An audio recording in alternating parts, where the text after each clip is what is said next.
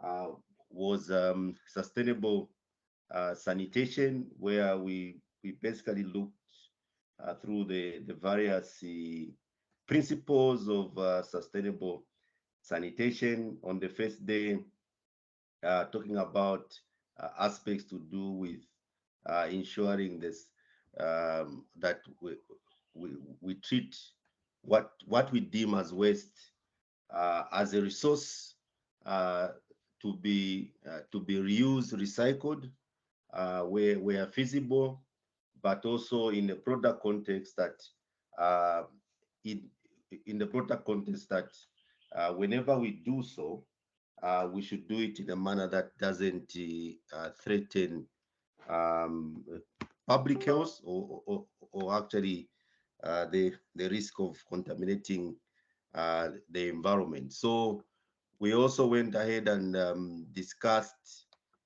fecal sludge management, where we basically looked at what fecal sludge is. We also looked at the technologies that are used in terms of either it can either be sewered, it can be non-sewered, and also we had Engineer Pride who took us through some of the case studies of especially non-sewered sanitation. Of course, where he took time to share with us experiences from Lusaka, how the water supply and sanitation company in Osaka has been able to structure the non-sewered sanitation services, including um, organizing the collection, the transportation, and the safe treatment of sludge.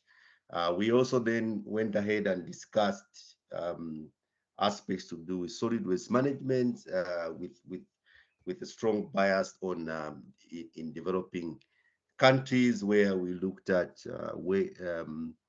how the waste generation and the waste composition um, varies with people's lifestyle, with the level of urbanization, but also correlating with also their income brackets, where we discussed that the more purchasing power you have, and also the degree of urbanization tend to lead to much more higher waste generation.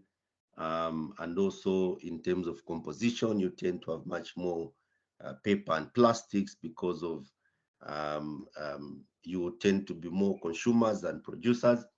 We also shared that for the cases of most developing countries whose nature of economic activities is mostly agriculture, the waste contains much more organics, which could be a good opportunity for reuse of this waste, but also could be a source of contamination, as the organics are likely to decompose much quicker and also contribute to greenhouse gas emissions. We also shared principles on wastewater management, talking about technologies that are used to treat wastewater to ensure that once it is discharged into the environment, it doesn't pose a risk of altering the natural environment in terms of affecting the biodiversities in the water bodies, or risking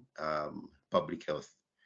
So today we will wrap up our seminar with to look at aspects to do with reuse and disposal of waste, and also we will talk on sanitation planning in the context of how do we ensure that whenever we plan for sanitation, we have a good chance that these systems can be sustainable over a longer period of time. So I hope my slides are in presentation mode. Wait, have I shared my screen? Okay, I have. Sure. Yes, we can see your screen. Okay, perfect. All right, so we'll start with reuse and disposal of waste. Um, yeah, so first of all, we start with why should we ensure that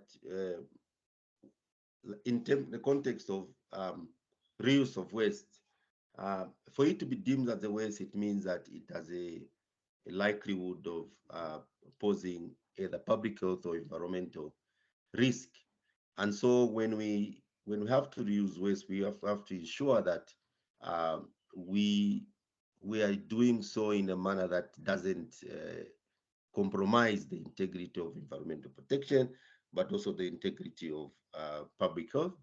And so we always have to look at it from the context of what we call as a multi-barrier approach, where whenever we are using waste, we're trying to ensure that um, waste, for example, feces that are produced from one host, do not find its way into another host, or the pathogens contained in those feces do not find their way in the new host. And so we always have two aspects in terms of creating a barrier for the transmission of these pathogens. The primary barriers are ensuring that the pathogens in the feces do not find themselves in fluids or rivers. Also that we do not transmit it through our hands. So I think that's where we promote hand washing. That also that we don't allow vectors such as flies to be able to come into contact with it and also then transmit it to our food.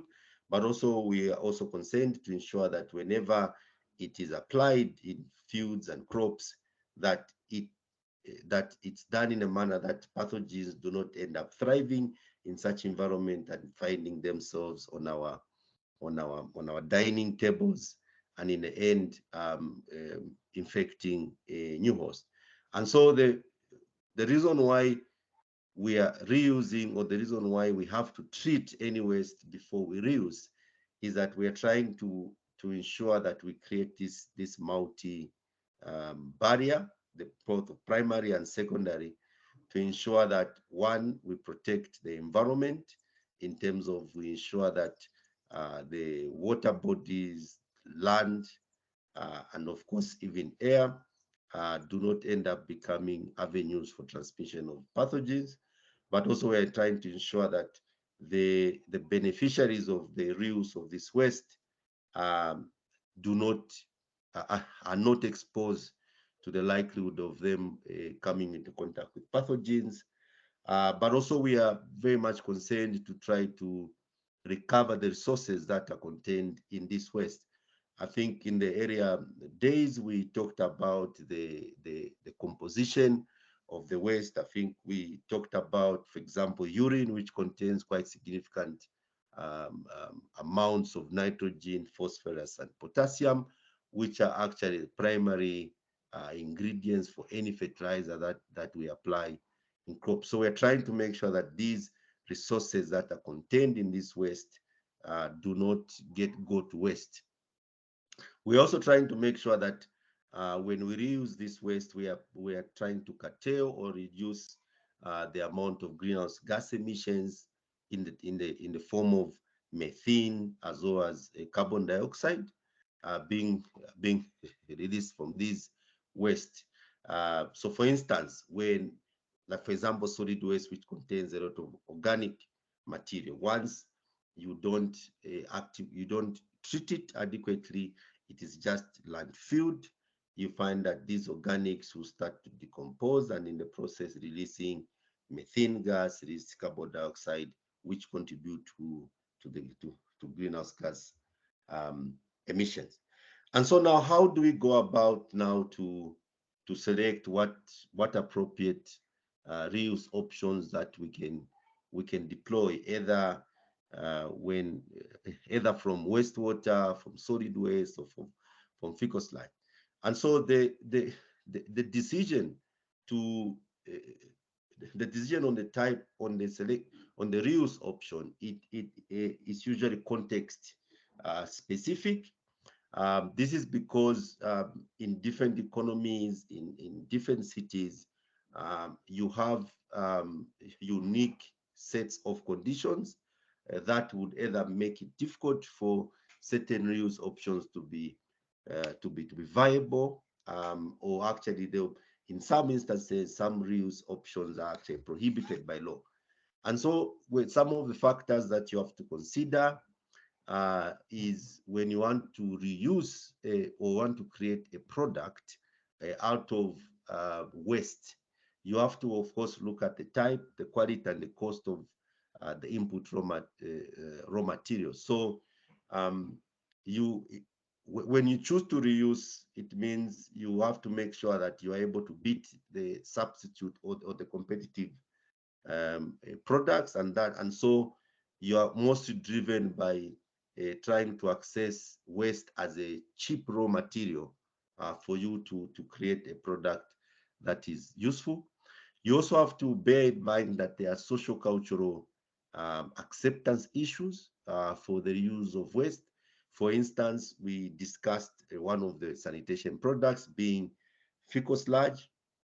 So there are certain cultures or in certain contexts where people would generally not be receptive to reusing their own fecal matter. For example, you got certain cultures that will actually prohibit or treat this as a taboo, that you are harvesting people's human wastes and reusing it to grow vegetables which people are eating. Certain cultures would actually prohibit. You also need to bear in mind that you also need local demands. So, for instance, there could be certain type of products that will be in high demand in a particular local context. For instance, let's say, for example, fertilizers. You find that there are certain local or regions or countries where, for example, fertilizer is actually heavily subsidized, and so if you want to create fertilizers out of a waste product, um, you find that it might not, in some instances, be viable to actually make to cover your operation and maintenance costs, because you have to price this so low because it's actually competing with heavily subsidized products.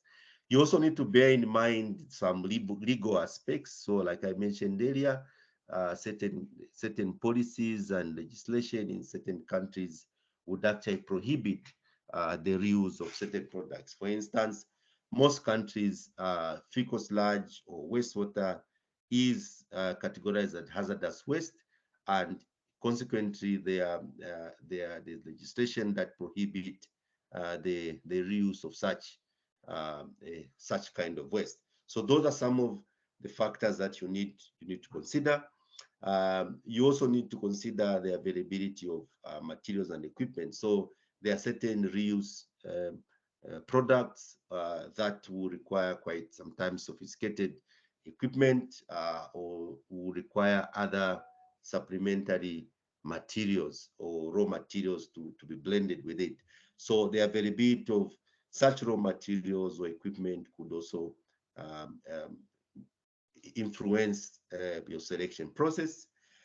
Certain also reuse options will require quite a large portion of land for you to be able to produce them. For instance, if you're talking about aspects to do with, for example, compost, uh, when you're composting, you actually will need quite a large piece of land in order that you can put your compost heap and be able to produce compost in large quantities that might satisfy your market. You also need to be cognizant of soil and groundwater characteristics. So, for instance, certain reuse options would actually pose a likely threat that you might contaminate groundwater, um, um, as in resources or reserves, especially in regions where you've got quite a high water table. You find that certain reuse options might not be ideal.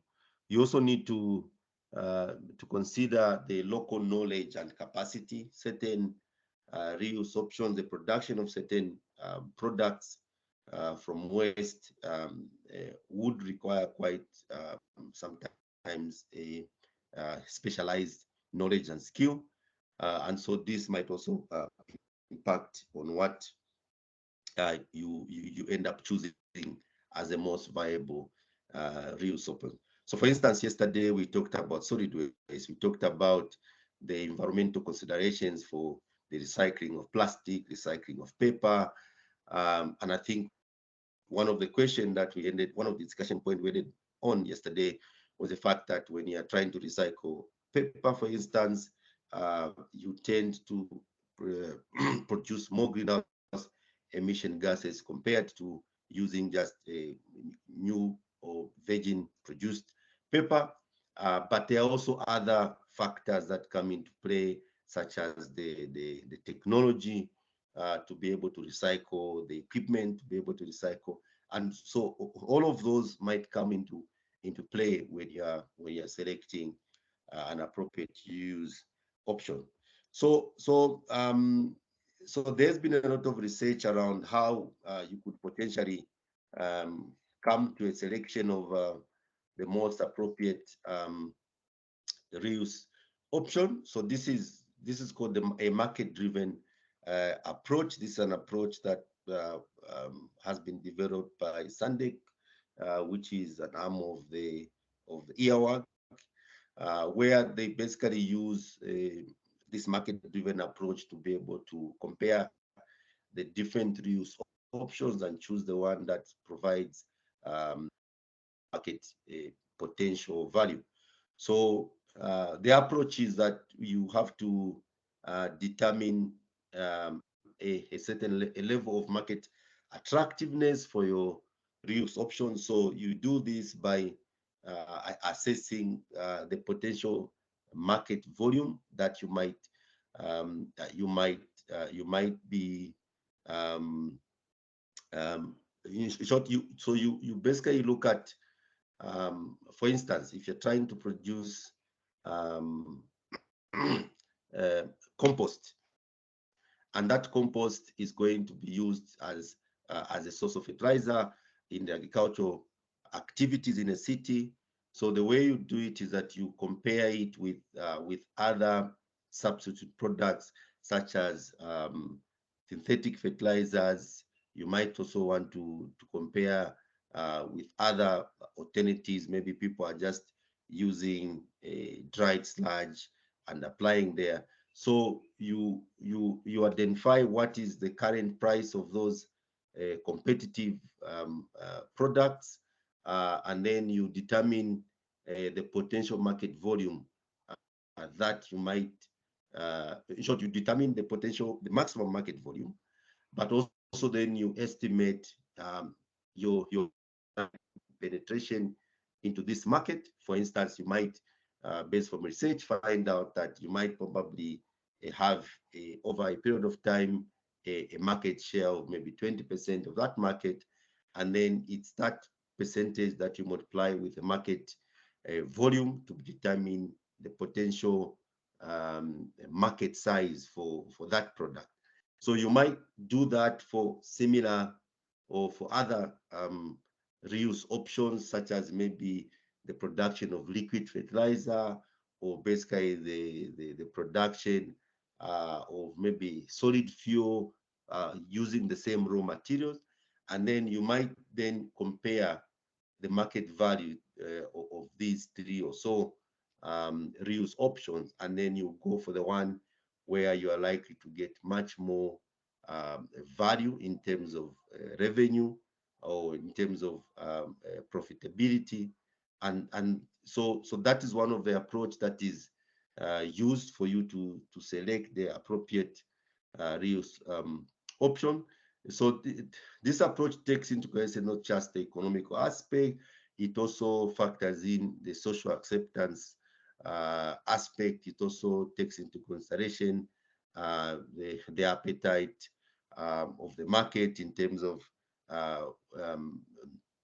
their willingness to transition from the from the products that they are currently using into this new reuse product. So if you want to find out more about this, I've put a link there about this approach. So now coming to the options that you have to in terms of the resource recovery for the different sanitation products that we talked about: solid waste, fecal sludge, and wastewater. So this could be categorized in about in six, categories. So you can have what are called liquid fertilizers, where you can use stored urine, you can use concentrated urine, you can also use sanitized black water, you can use a digestate, which is basically the settled sludge. You can also use nutrient solutions. So this is a category of liquid fertilizer. So this, remember when we talked about, is it yesterday, when we talked about the composition of urine, it having quite high concentration of nitrogen, phosphorus, and potassium, but also it not having a high concentration of pathogens. It makes it quite a good raw material for resource recovery as a liquid fertilizer. We also have solid fertilizers, which could be, for example, you can dry urine, which would actually then precipitate, of course, nitrogen, phosphorus, and potassium. You can also have a struvite, which is also a precipitated version of urine. You can also have, you can also use treated wastewater as a source of irrigation, particularly in regions that are water stressed. So treated wastewater could contain quite significant volumes of water that can be used for irrigation. And the advantage is that they also contain quite a good concentration of nutrients such as nitrogen, potassium, and phosphorus. Also, the treated water can also be used for aquaculture. You remember when we discussed about the technologies for treating wastewater, we had mentioned that in the final treatment unit at the maturation pond, it's also used for aquaculture, where a fish is actually grown from these ponds. So the other reuse or resource recovery is energy. So because fecal sludge would contain quite a significant um, um, amounts of carbon, and so that is a good raw element for the production of biogas. And so you can be able to use technologies such as biogas digesters in order that you can trap the methane gas that is being emitted uh, from the decomposition or the biological activities, and then this can be packaged and used for heating purposes. So we can also have biomass and proteins. So for instance, you can harvest the algae that grows in treatment technologies such as the facultative ponds. You can also harvest microphytes, which are basically plants that grow from treatment technologies such as the constructed wetlands that we discussed yesterday. You can also you can also grow what are called black soldier fly larvae, which actually feed um, uh, on on on feces or human waste, and so it's a so basically when it feeds on the on the sludge, it actually lays eggs in there, and those eggs, once they hatch, they are in the form of larva, which feeds on the sludge, and before it actually converts or grows into a butterfly, you can actually harvest this larva, which actually is a very good source of protein that you can then feed to birds, as well as to fish, birds, as well animals as a very cheap source of protein. Uh, you might appreciate that in the terms of in agriculture, one especially livestock as well as poultry, one of the biggest cost is the source of protein. And so if you're able to get protein from fecal sludge, then that's a very good it's a very good opportunity for you to create value of that waste. You can also grow worms by creating a very conducive environment where they feed on the sludge. These worms can then be fed to fish, to birds as well. You can also produce what are called soil conditioners. So this is mostly this is a product that we that we can make out of the feces, the solids component of the waste. Conditioners from organic solid waste. So for instance, you can dry feces, you can harvest pit humus, which is a composted fecal sludge.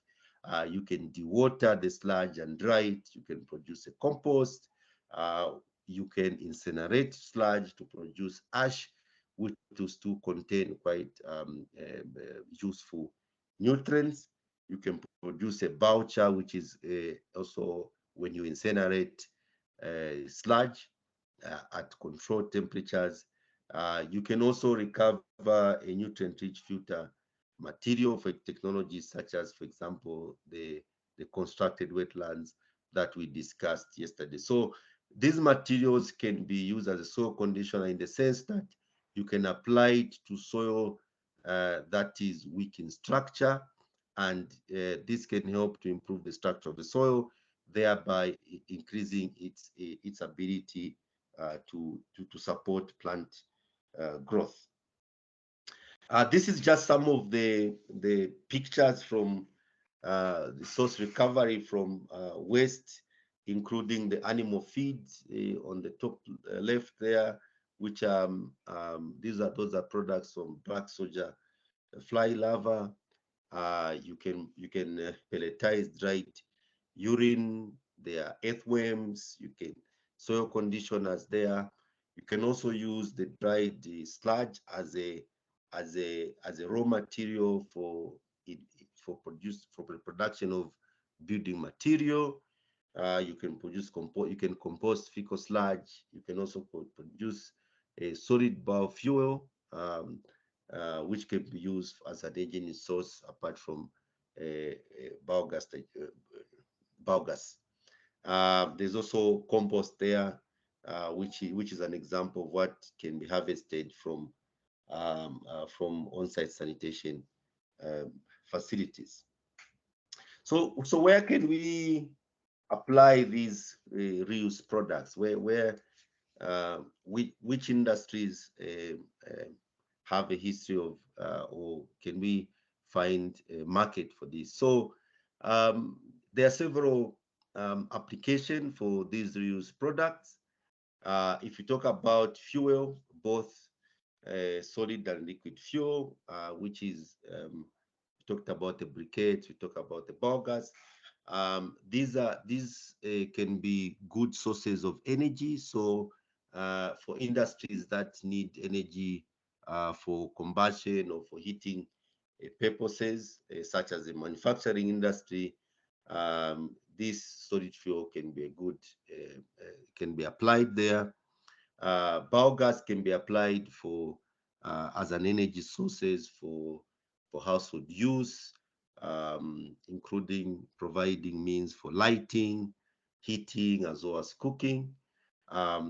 When you look at the soil conditioners, the fertilizers, and the protein, these are all very useful in the agriculture sector, horticulture sector. I also mentioned the aspect that protein are very much needed in for livestock, and so black soldier fly larva can be a very good cheap source of protein for animals. We can also produce a raw material for to use for in buildings or in the manufacturing of bricks, or road construction.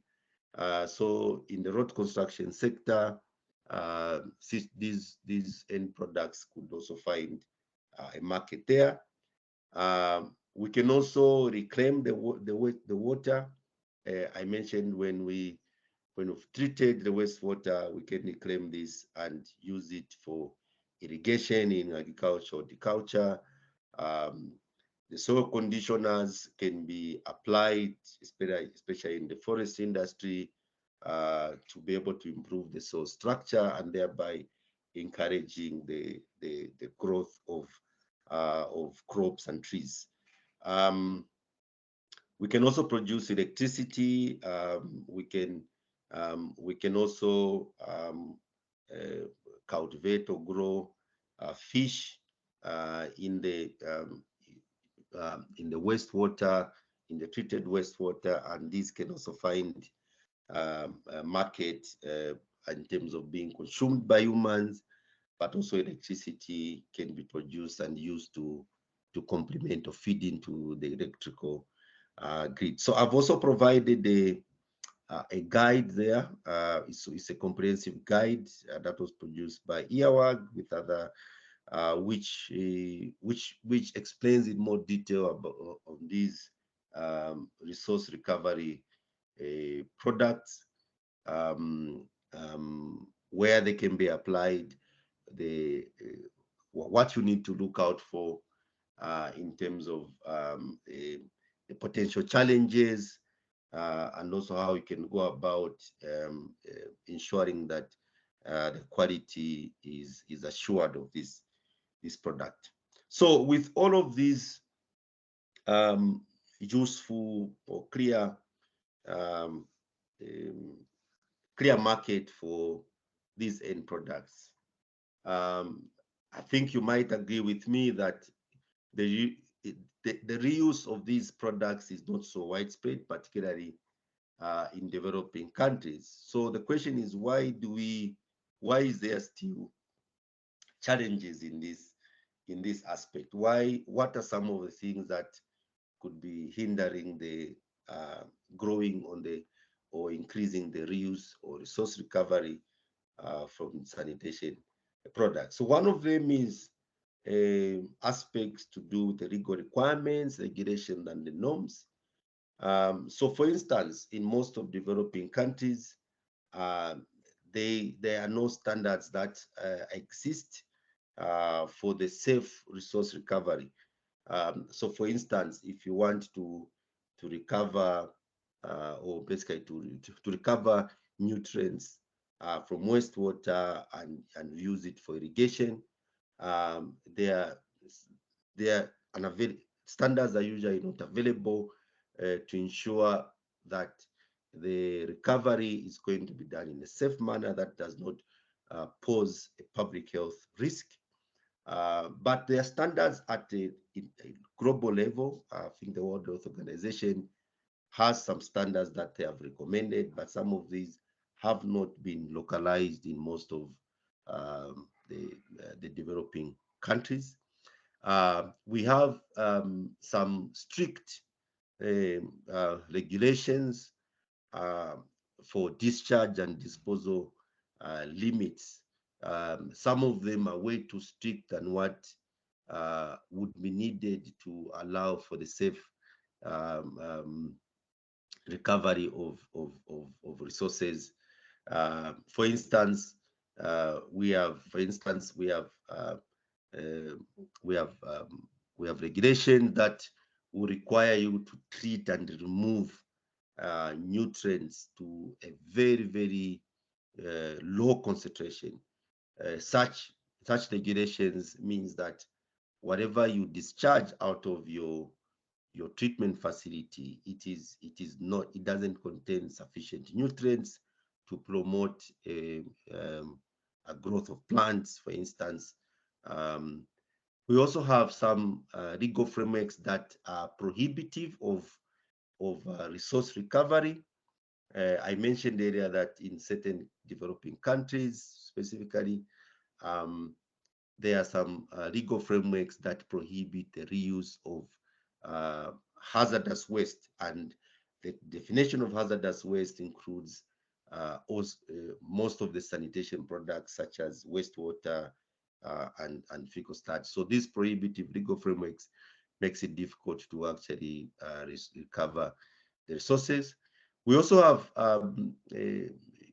challenges on the norms, the practices by the by the practitioners, where they are resistant to open up to the possibilities of resource recovery, either because of personal biases or maybe because of just lack of awareness or knowledge about the, the, the potential and the usefulness of resource recovery. We also have certain regulators that would not be open to the possibility of resource recovery, particularly maybe also personal biases, but also maybe cultural norms in those particular countries. We also have other aspects that are not really legal specific, but there is also it's just about the social acceptance. So this social acceptance um, could be in, could be because of the consumers themselves not being comfortable to reuse or to recover the resources from the waste that, for instance, fecal sludge. You have other practitioners, maybe in the agriculture or in the food production, that um, uh, would not be open to the possibility of resource recovery, even despite you doing a lot of rigorous scientific research to show that the resource recovery doesn't threaten the quality of their production, doesn't pose any public health risk.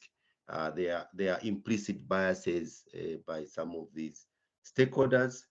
And sometimes this is as a result of low level of knowledge about sanitation in general or about agriculture or crop production. And so when you have very low knowledge about, for example, sustainable sanitation, uh, the, the, um, the, the potential of resource recovery from sanitation products, you are more likely not to be open to the possibility of resource recovery or inclusion of this sanitation products into your agriculture or basically into your crop production. We also have some beliefs or yeah, beliefs that are not backed by any science, but this could be quite strong, and in most cases you might find it quite difficult to convince people, either consumers or actually the, the people in charge of drafting legislation, the politicians. It might be difficult to convince them to change policies and regulation to support resource recovery because of personal beliefs.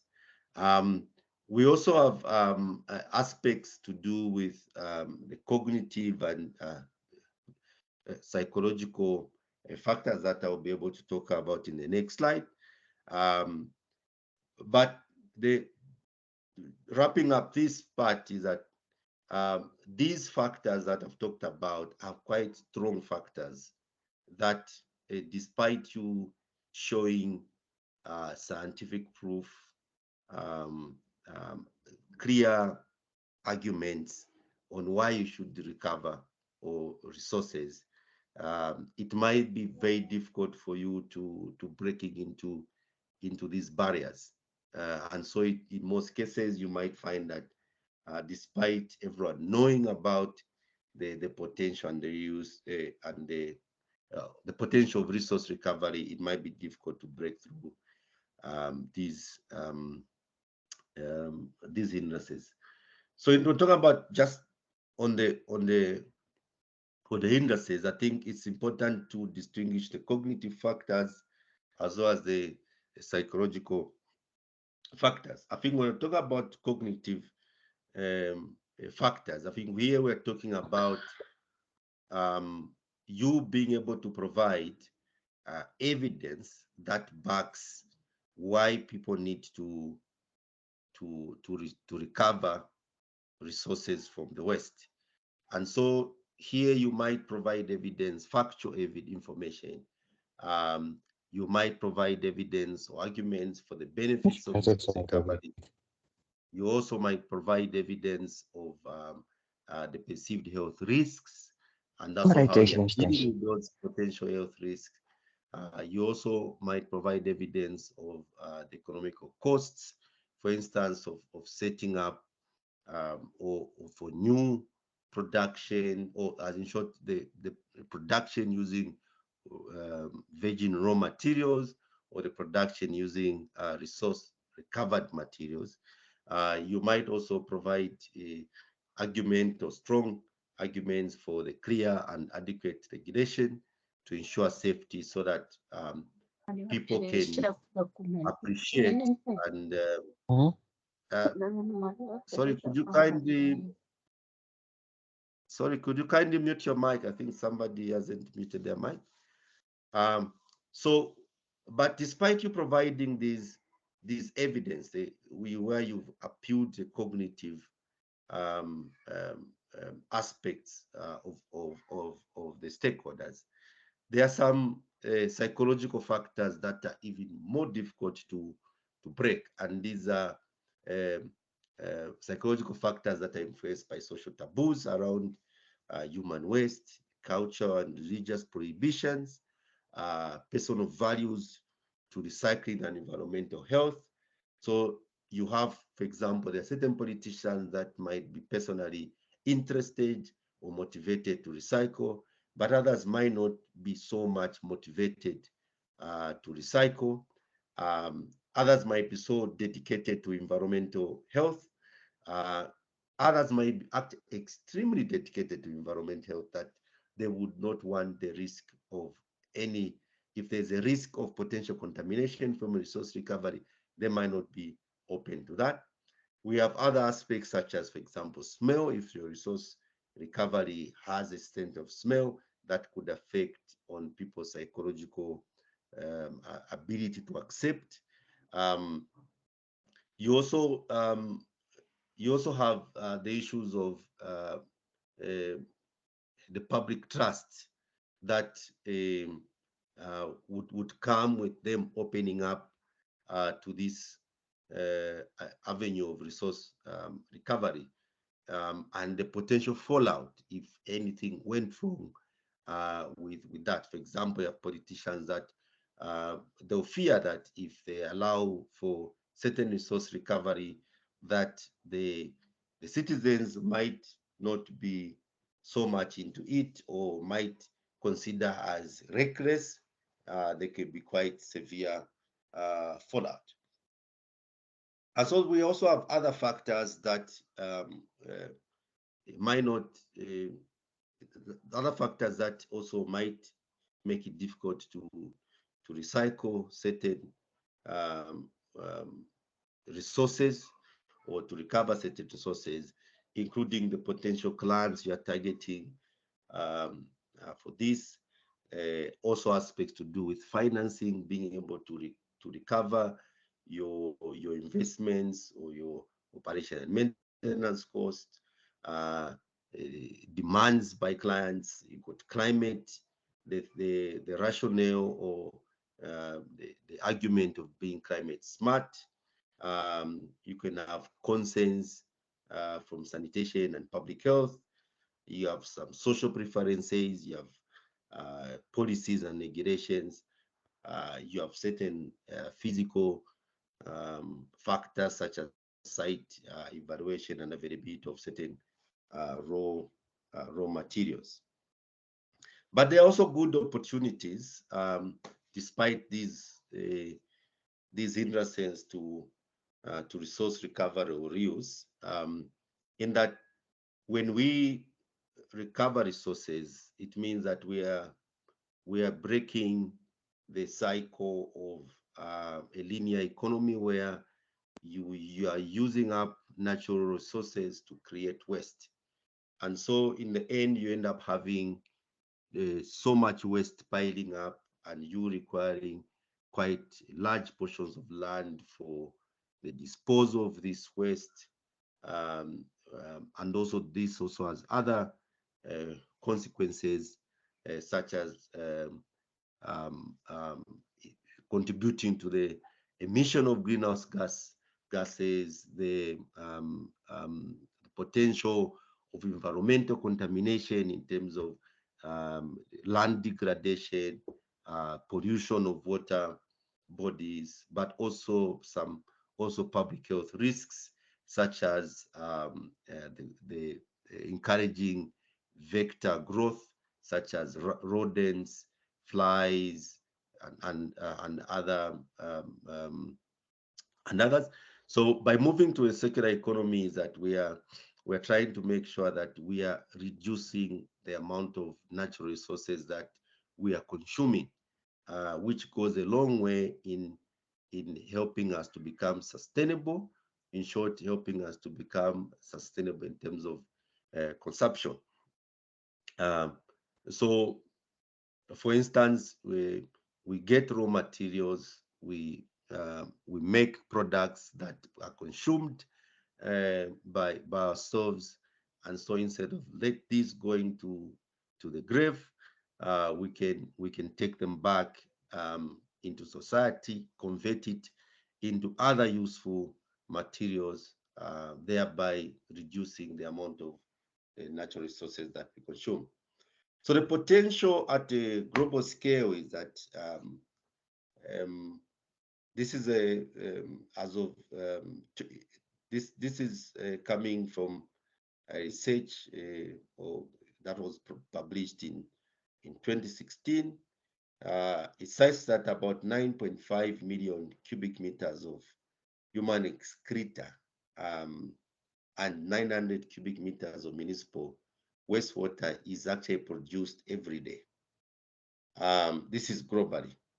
And so these combined, they contain 25% of the nitrogen and 15% of the phosphorus that we currently use to fertilize agricultural land in the form of synthetic fertilizers. And also this would contains also the water that we need at least to irrigate 15% of all irrigated farmlands, or in short, up to 40 million hectares. So you can see that if we don't recover this resource, it means that it actually threatens our supply chain. It means that you can see that 25% of the nitrogen and phosphorus and 15% of phosphorus that's used to produce fertilizers can be found from this waste that we generate from on a daily basis. And also, when you look at wastewater itself, you can see that for a city of a population of 10 million people, the waste that they would generate is enough, or has enough nutrients to fertilize about 500,000 hectares of farmland, which has potential to produce 1.5 million tons of crops. So when we're talking about sustainable sanitation, we are trying to drive the argument that there is a lot of useful resources that is in this waste, and that once we are able to recover it, it actually helps us to move into responsible consumption, which has the ability to drive economical growth, also has the ability to also promote climate smart solutions, which do not degrade the natural environment at a rapid pace, and it's able to naturally recover, and also that we are reducing the cost of production by reusing waste, particularly in the sense that certain waste, once reused, has an ability to reduce maybe energy consumption in the production, the amount of water that we need in the production of those products. So this is where we end the resource recovery component. And I would like to pause a bit for any reflections, any comments before we move to sanitation planning.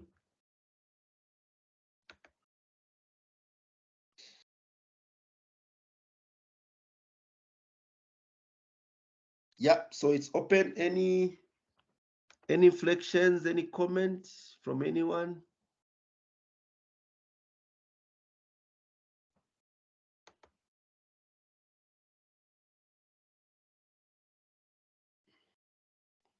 Okay, so I have a question. Within the cities that you are based, do you know any of these resource recovery options that we've discussed?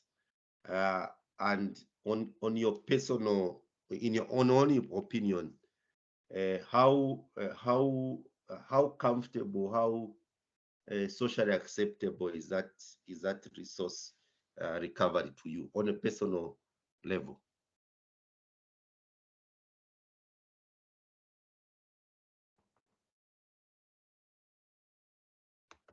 Yes, is anyone who's ready to go, who wants to share what any of these resource recovery options we've discussed that they have seen in their cities?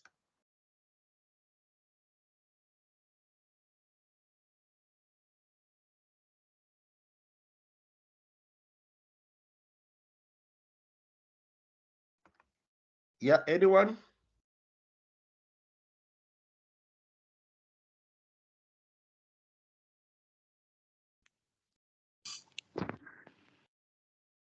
Okay, I can talk now. Yeah, Can you hear sure. me? Please go ahead.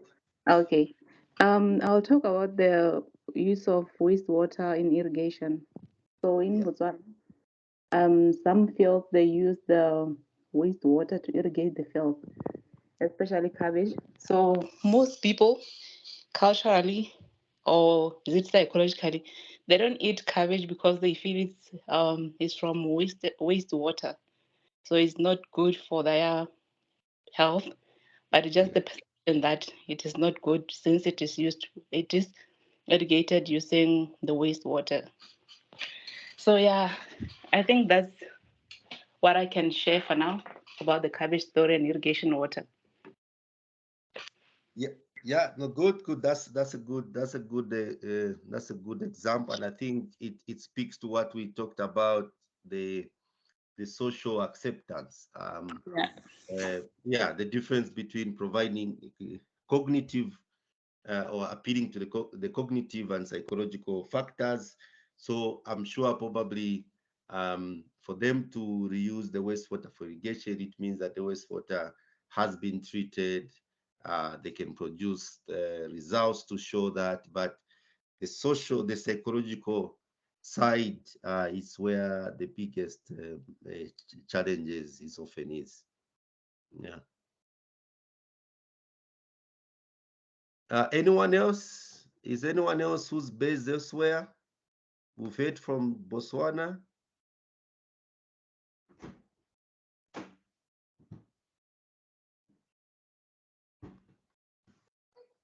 Is anyone here from Zambia who can share what they have come to see?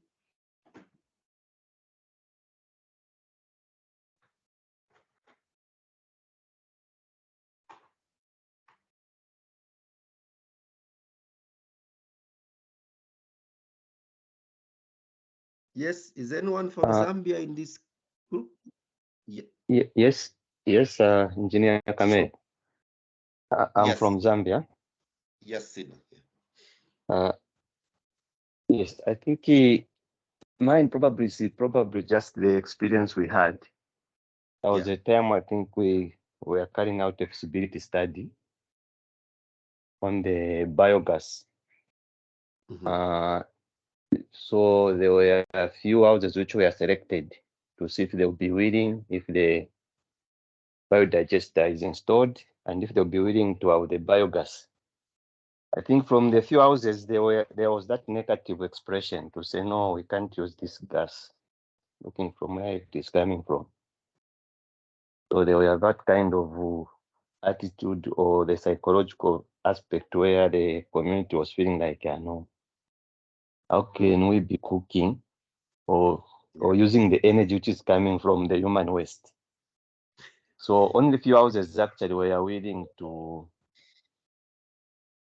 be supplied with that biogas digester if the project came into implementation. Yeah. I think that was just one of the observation we had. Yeah, sure. Thank you for sharing. And I think it's also similar to the Botswana case. I think it's a psychological factors at play. Despite the facts being there, it's difficult for people to get over their belief. And I think that's just one of the biggest challenges with resource recovery from waste. Um, um, I think we should have some people from Namibia. What's the experience from Namibia? Okay, just a quick one in terms of Namibia. Yes. The wastewater in Windhoek is used to water some of the public parks. That one I'm well aware of because they would have a sign on the water taps to indicate that it's not suitable for human consumption, but it's used to water some of the public open spaces around the city. I also know that the sludge, I think it's the treated sludge, it's sort of a Yeah. dark color. It's left close to the treatment plant, somewhere there, for the public to collect if they want to use it in gardening. It's a sort of a dark color. I think that's the one that is now treated and suitable for use. Yeah. Yeah. And just to follow up on the sludge, the treated sludge. So you said it's left for people to collect. What's the experience there? Is it in demand? Do people collect and use it, or not so much in demand? No, not so much. Although it's treated, it still has a smell. Like it's I still see. very, it still smells. So only a few people, at least in that I know of, that it's this probably has some background knowledge that are collecting it because it's always standing in Yeah. heaps. And then maybe people who are running huge agricultural projects get to collect the sludge, but Mhm. not domestic. Not a lot of people collect the treated sludge for their gardens, no. Yeah. Okay, good. No, thank you for that. Yeah, so I think also it's a similar case around psychological factors. I think the aspect of smell, we had talked about it on psychological factors. I think anything that has a smell and you are told that this is recovered from waste, I think very few would be so open to reuse it because smell is usually associated with something which is contaminated, which is bad. Yes, there's a hand from Catherine. Yes, Catherine. Mine is a question. I was wondering if there's anybody who knows if there are any links to religion and the use of wastewater and treated wastewater on food products. If there are any religious beliefs or cultures in any countries that are following that. Yeah, that's a good question. Yeah, so you've heard the question. Anyone who has an answer to that or an experience to share?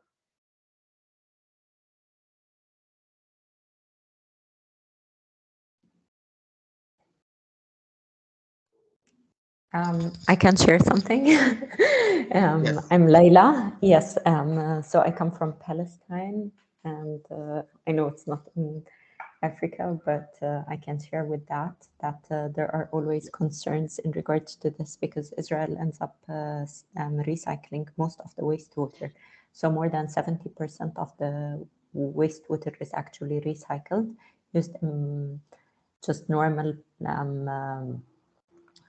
planting and as well in irrigation, and most of the products are as well eaten.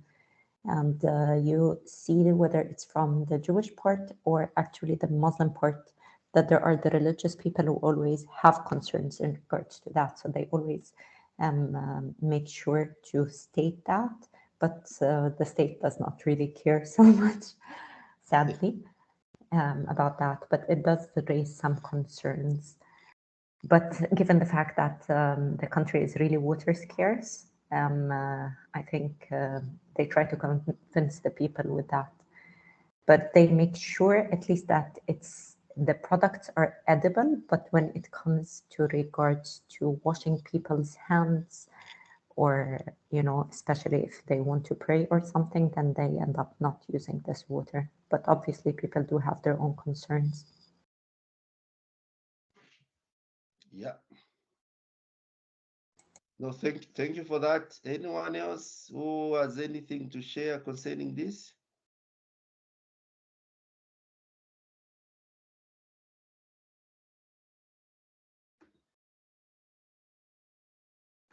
So maybe in your own context, is there any traditions or any cultural beliefs that has the likelihood to impact on people's acceptance of reusing, particularly I think mostly fecal sludge or wastewater?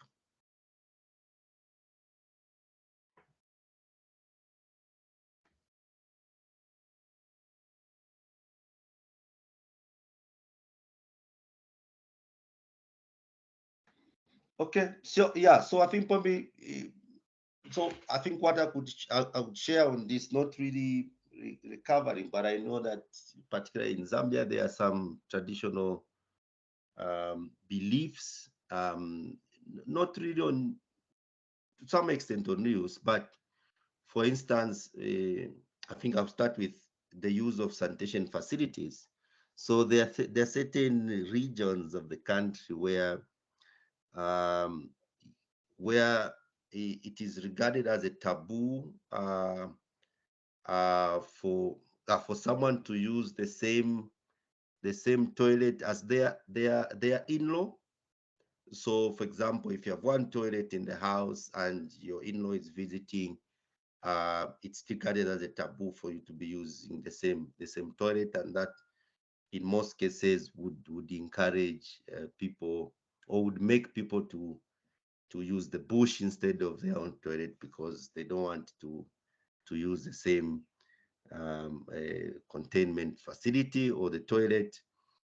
We have some beliefs, of course, it's not so pronounced, but um, uh, there's some people that uh, like you cannot see the feces of your elders. Let me put it that way. So that means that um, issues to do with emptying of um, maybe containment facilities becomes a bit of a taboo to some extent, or at least the younger ones need to be shouldn't be there when the facility is being emptied. So those are just some of the taboos that I know. But we also have, I think generally, when you talk about issues of acceptance for reuse, I think most of it is down to personal beliefs, more so than cultures. So you find that people's aspiration and people's fear that whatever is being reused is contaminated, and also the feeling that people are eating their own feces or someone else's feces. That's usually some of the contributing factors. Yeah. Okay. So I think at this point we'll end our session here for the reuse. So um, we can take a 10 minutes break. So we can resume at let's reconvene. Oh, sorry, there's a hand. Yes. No, you can go ahead. No, I just wanted to know engineers' experience working with fecal sludge, because Yeah. just listening to the presentation and everything, I was always of the concern that there could be concerns around smell. What is your experience when you go out to the treatment points, or I'd really just want to know. Good. That's a good question. So I can say I've been working with fecal sludge for the last 10, 12 years. Okay, so I think let me put it this way. I think your first interaction with it, even when you just start going to treatment plants and all that, you're probably going to be horrified about the smell and all that. But I think with time, with knowledge, you tend to be more tolerant to it. But one thing which is clear is that uh, fecal sludge, which is fresh, someone has just defecated. Um, it smells, yes, and also as the fecal sludge starts to decompose, uh, it smells. But the final product, with a proper treatment system, the final product doesn't smell at all. So we talk about the sludge, for example. Um, uh, so when you look at a dried sludge, which has been properly dried, you can actually even hold it with your hand. You try to smell it; it has no smell at all. It's all because that the reason of treating is that you are getting rid of the organic component or the organic fraction. By when you get rid of the organic fraction, it means that there is no more biological activities happening in the waste, meaning that there is no more production of noxious gases such as methane, ammonia, and all of these, which are the things that, or basically sulfur dioxide, which are the things that we get when this is the smell actually that we get. So a properly treated wastewater, properly treated fecal sludge doesn't smell at all. It's all because of the low organic or the no presence of these organic substances. And I think that's the reason why I think when we look at these different reuse options. Let me just go back to that slide. Mm.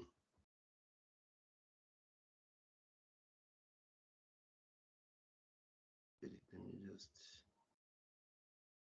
yeah. So if we go back to this slide, so if you look at all of these different reuse or resource recovery options, uh, the reason you see it in different formats is because people have been trying to create or to mimic other products that people are most used to. Okay, so for instance, when you talk about palletized dry urine, so uh, this so most for agricultural use, you find that people make pellets from sometimes chicken waste, animal waste, and these are used for agricultural purposes. And so no wonder they're trying to mimic this so that they overcome the social barrier. But otherwise, in terms of the safety, you can safely treat the sludge, you can safely reuse the sludge without posing a risk. And in terms of the social acceptance, I must confess that that is a very difficult thing to convince somebody. But I think over a period of time, I think with a lot of awareness, with a lot of demonstration, you find that a good number of people tend to overcome the initial fear that they have. So for instance, the hand you're seeing there, somebody's holding composted sludge. So such things like this, especially when you know it's treated, you're able to hold it like this, helps to break that barrier that people tend to have.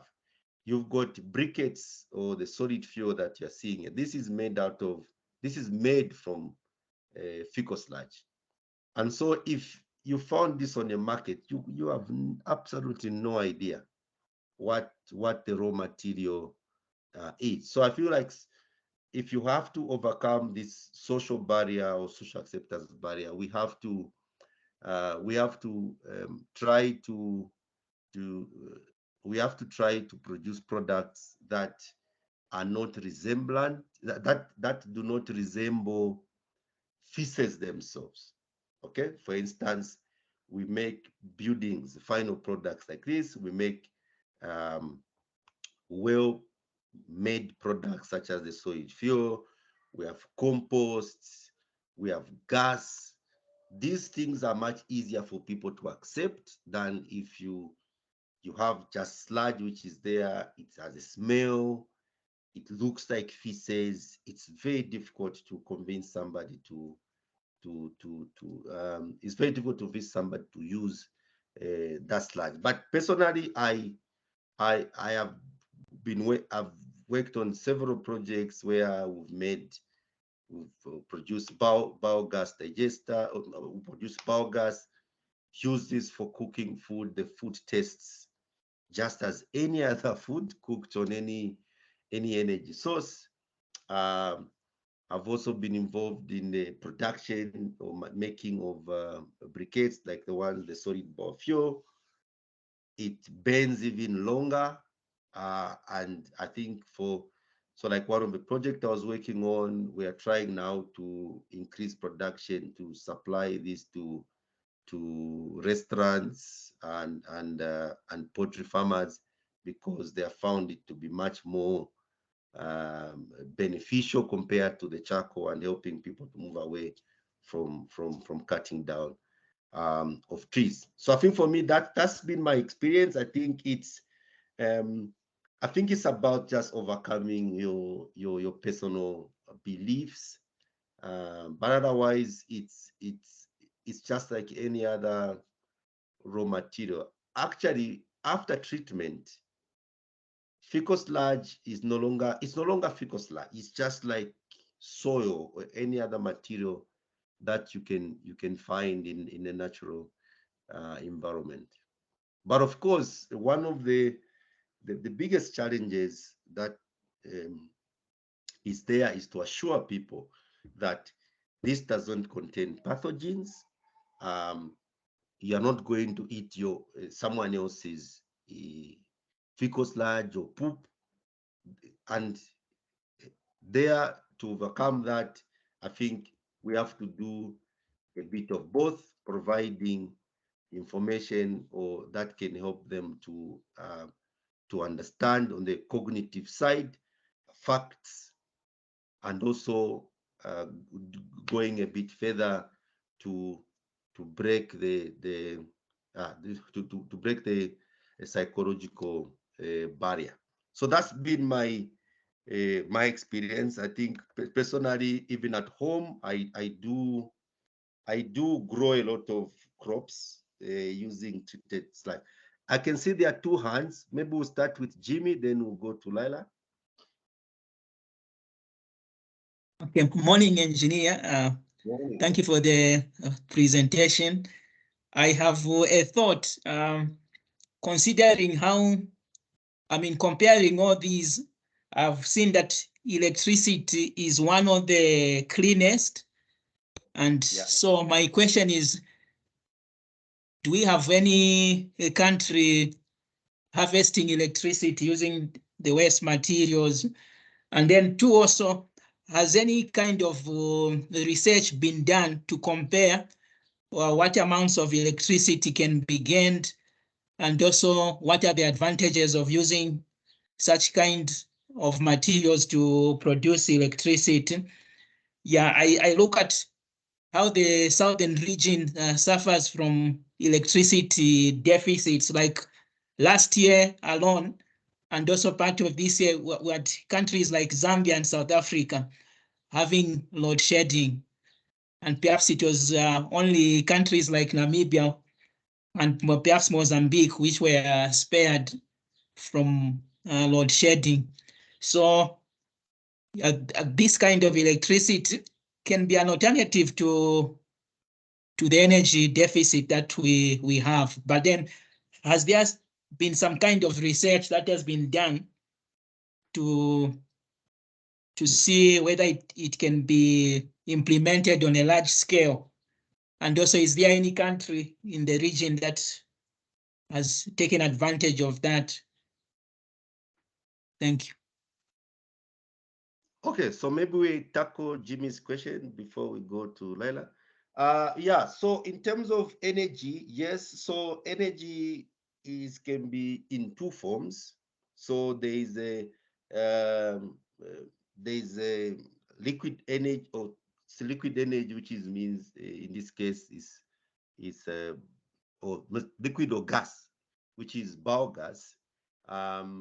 Which is actually, so you can produce biogas from wastewater, from fecal sludge, from septage.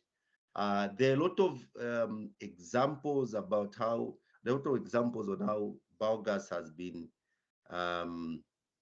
biogas production from wastewater. Maybe I can share some specific some research that has been done. I think a lot of Asian countries actually have a lot of these quite at large scale, especially on schools and things like that.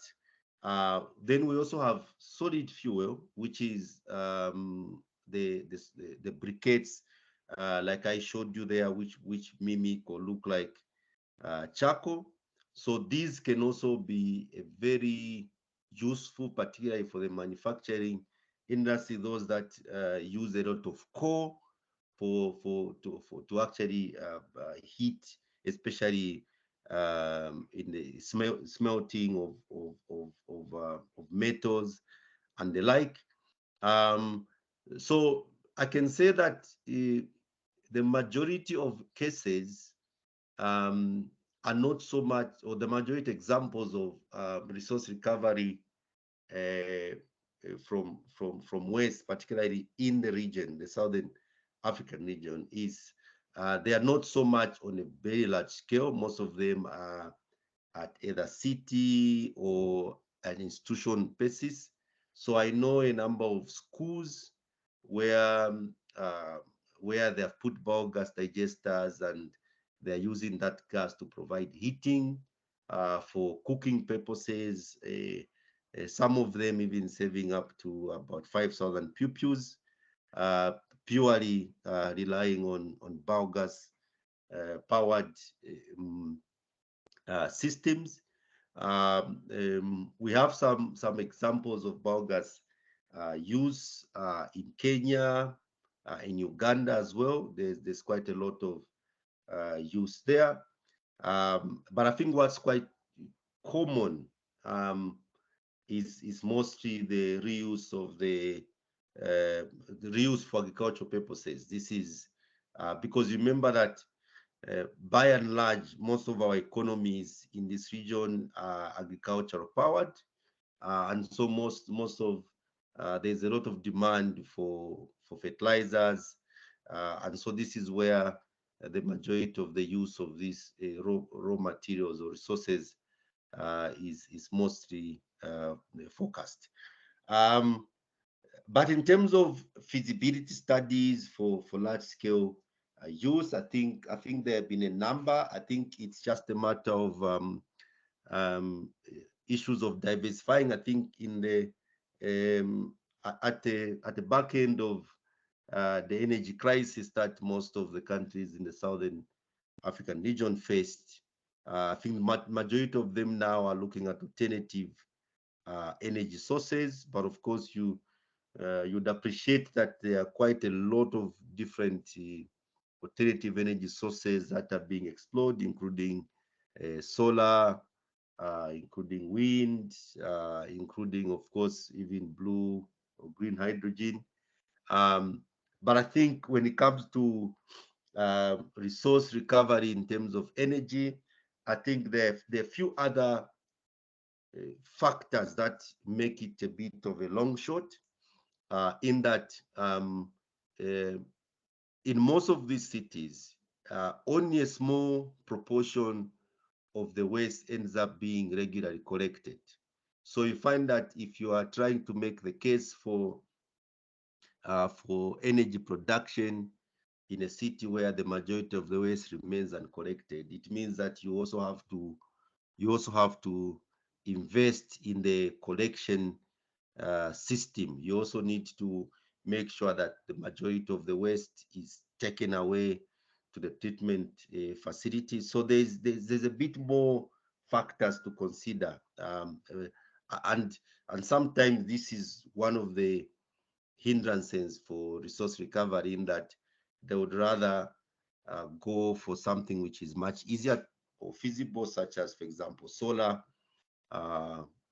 because they don't need to start correcting institutional challenges, especially in the waste management. So yeah, the potential is there. There are some examples. I think when I share the notes, I'll share a publication that was done by SNV, I think last year, where I think they looked at different fecal sludge treatment facilities, some of them focusing a lot on biogas production, others focusing on other resource recovery for such as soil conditioners and the like. So I'll be able to share that publication so that you, for your interest, you can see these case studies. Okay. Is there any other question, comments? Yes, Leila.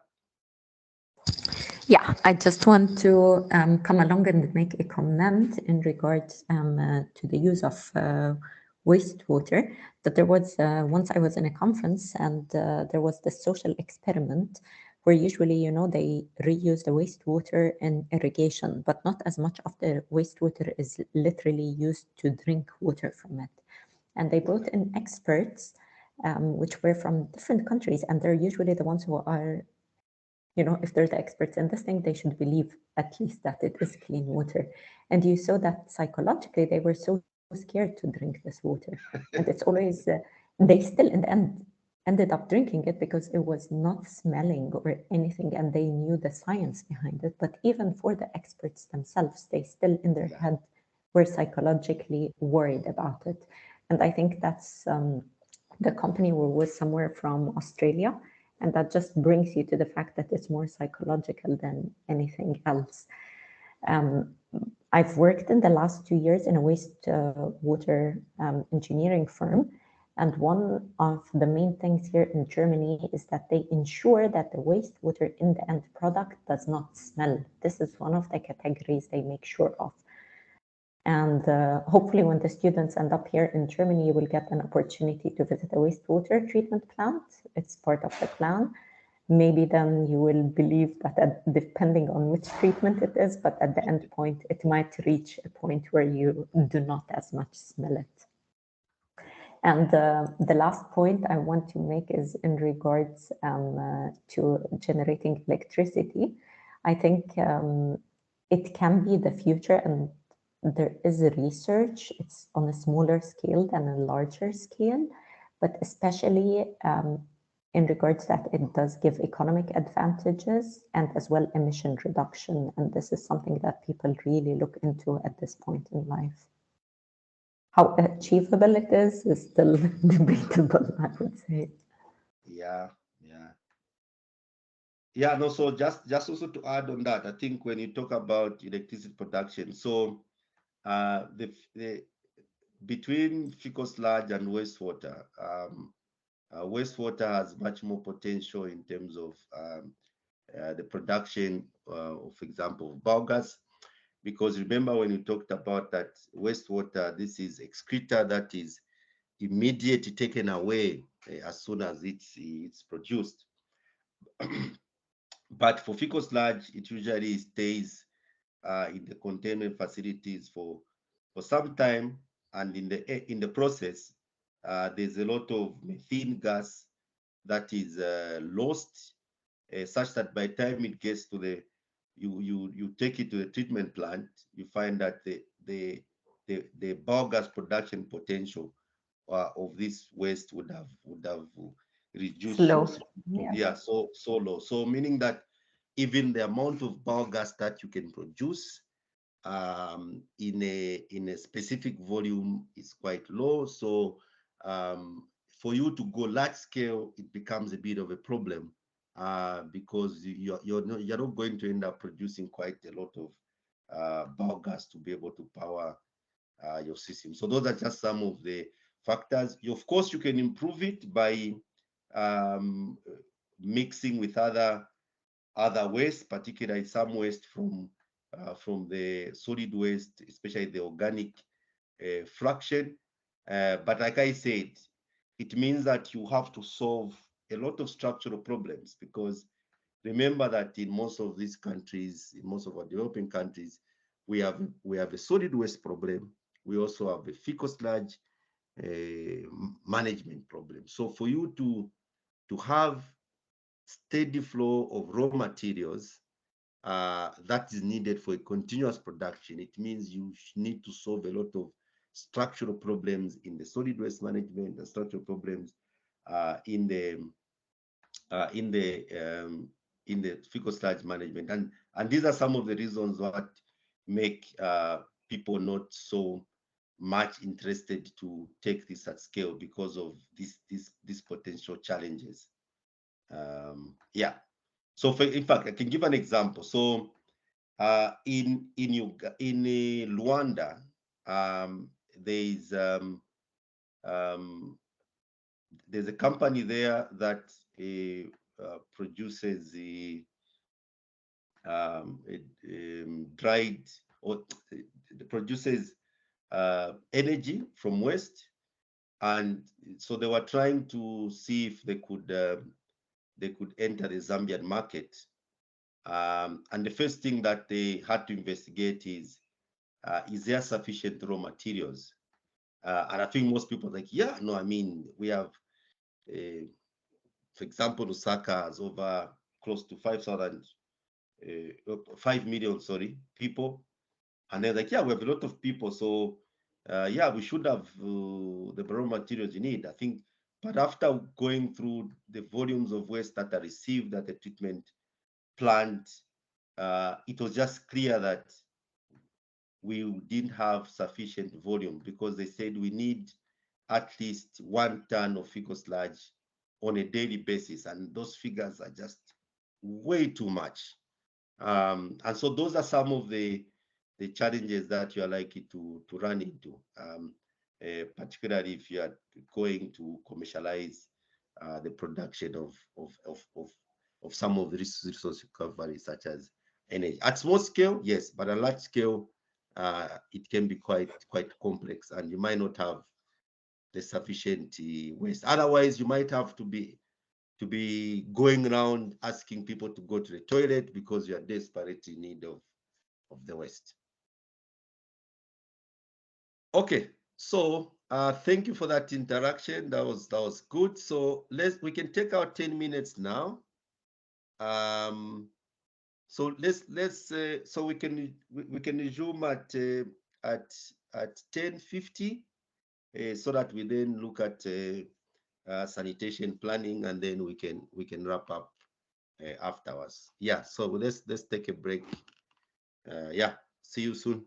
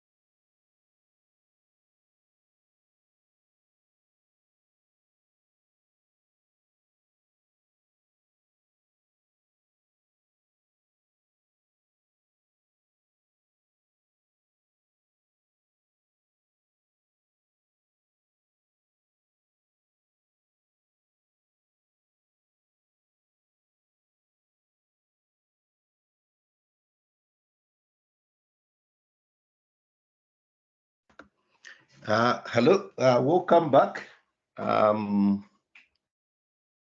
We'll continue from where we left. So let me just slides.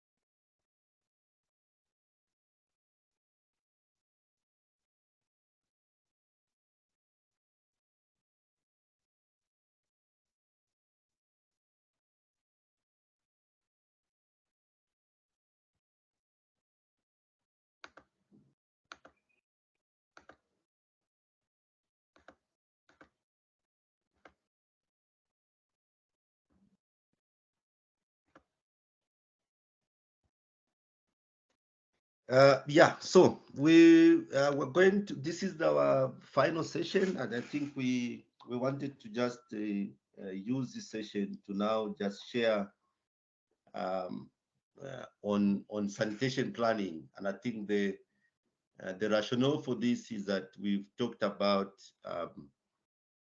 why we need to think about sustainable sanitation, how sustainable sanitation can contribute to the other topics, such as, for example, climate resilience, how with sustainable sanitation we promote the sustainable use of resources and promote public health.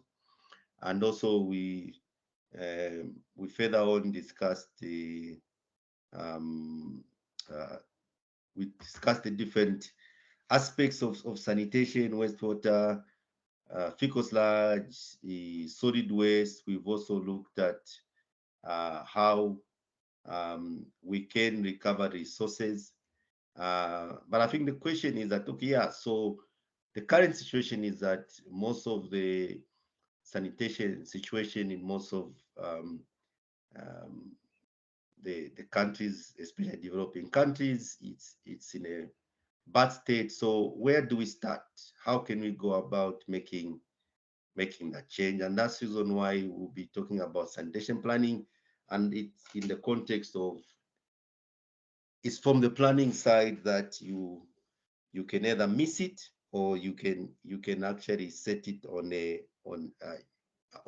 good trajectory for it to have an impact and to be accepted by the stakeholders and to be supported by everyone. So we will just touch on the essentials of or we're looking at understanding why planning is essential, some key challenges in planning and implementation of sanitation services, and the basics of participatory planning.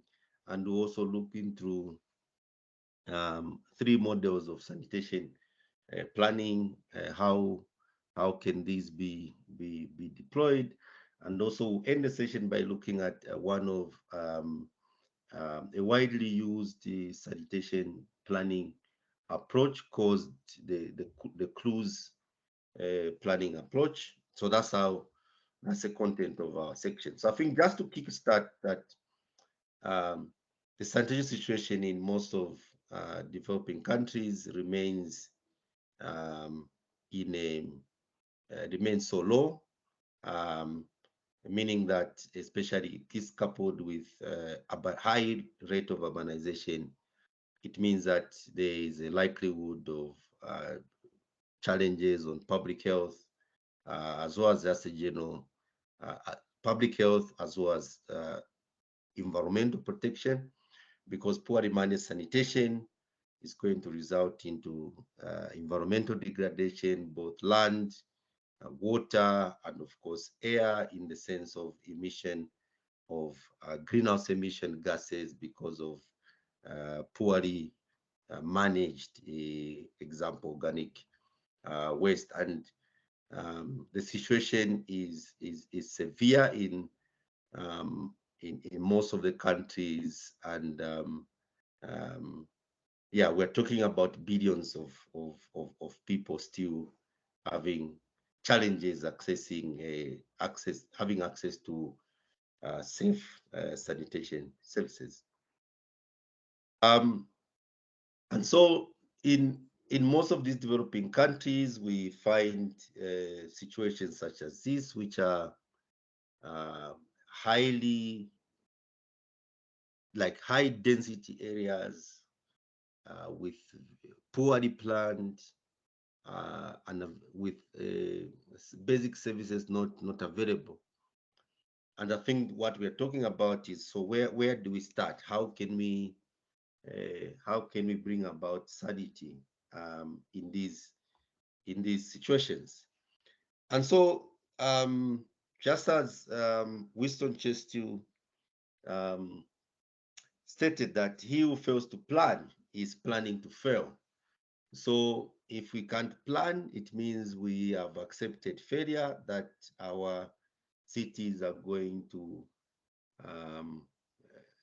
be pretty much difficult to support human habitation in the near future.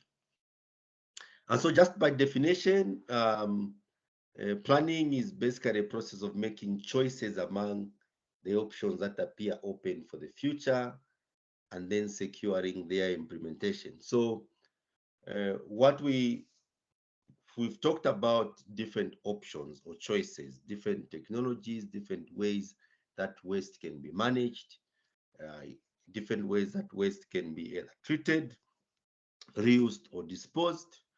And so with the planning process is we're trying to choose which of the options are relevant now, and of course for the future, and also ensuring that we package this in a manner that we're able to secure its implementation, in that we're able to secure resources and we're able to execute it. And so it's also realizing that when you're talking about planning, there's no one size fits all. And also the availability of resources might also have a say, in that you might have to phase your implementation. You might have to use different technologies or different interventions depending on, for example, local context. So in a typical town, like what I'm beaming there, is that you might have a town where you phase the implementation. Certain parts of the town might be way ahead in terms of having access to these services, and then others might be a little bit lagged behind, in that you might be planning to intervene in those regions or in those areas in the coming years, maybe because of those areas not being populated, for instance. But also it could be that there are different technologies that you want to implement in that particular region. And so some of the complexes of planning, particularly for sanitation, is that we are dealing with a high rate of urbanization, where, for example, for the city of Dhaka in Bangladesh, in just under 25 or 26 years, the city grew by about 10 million. And so it means that when we plan for these services for our current challenges, for instance, there's an example there of a train where you plan it for a certain traffic based on maybe the current population. You find that over a period of time, population grows, those facilities would no longer be able to handle the population growth. And so this it means that people are deprived of a quality life. The resources are going to be depleted at a much faster rate. and public health is quite difficult to promote in such instances. And so when we plan, we have to think, we have to plan at least for the future. We have to project what the likely change will be in these cities in the coming future. But also these same cities, they are actually very diverse. There are other cities that are dealing with arid situations, such as where there's water scarcity, there's people are sparsely populated, systems maybe might not be in place, but there are other cities that are densely populated, but the densely populated, the development, they have development challenges, for example, like Freetown, where there's a huge proportion of people that are low income. It means that even the housing infrastructure, the basic services might be lacking. And then you got other cities like Shanghai, which have a bit more financial capabilities. They're able to plan. They're able to construct much more huge infrastructure, such as high-rise buildings. And so when we plan for these three different cities, it means that we have to appreciate the different, the local different, the unique differences that each city has, and we have to take that into consideration. So you cannot use the approach or the technologies that Shanghai has adopted to apply in Freetown, because the contexts are different, the financial capabilities are different, and usually the cultures are different. And so talking about the differences of these cities, what are the typical domains that we find in these cities? So in most of the developing countries, or in most cities, you pretty much find 4 distinct development areas or settlements. You have areas, especially if you're moving with, maybe in terms of the rate of development or the emergence of these domains. In most cases, the city would always start out usually in the center, where it's a small population, it's well planned, for instance. These are what nowadays we see as inner city, middle high income settlements. So these are usually well planned. They have access to basic services such as water, sanitation, sewerage services. But you find that as the population grows, of course, you have some areas that get to be planned or and opened up, which are the ones that are called planned urban development areas. So these are areas which would usually be high income, they are well organized, they can also have access to good quality basic services. But you have also the emergence of informal settlements, particularly because you have low-income people migrating from rural areas into urban areas, looking to also make to make money, to also survive and have access to a quality urban life. And so, because they can't afford to stay in inner city areas because of maybe rentals or the cost of basic services, they end up settling in informal settlements or in areas. Sometimes these are referred to as slums or shacks. We also have certain people that will settle on the peripheral of the area, and these are called peri-urban interface, because these areas will resemble a mixture of will have rural and urban characteristics, in that sometimes these peri-urban areas sometimes will be farms, which are quite spacely populated. And so all of these areas present different challenges. They have people of different economic activities or different income generating activities. The access to basic services is very different in all of these areas. The ability of them to pay for basic services, the proximity to, for example, municipal basic services is also is closer for those in the inner middle income and high income settlements, but it might not be that easy for the informal and the peri-urban interface.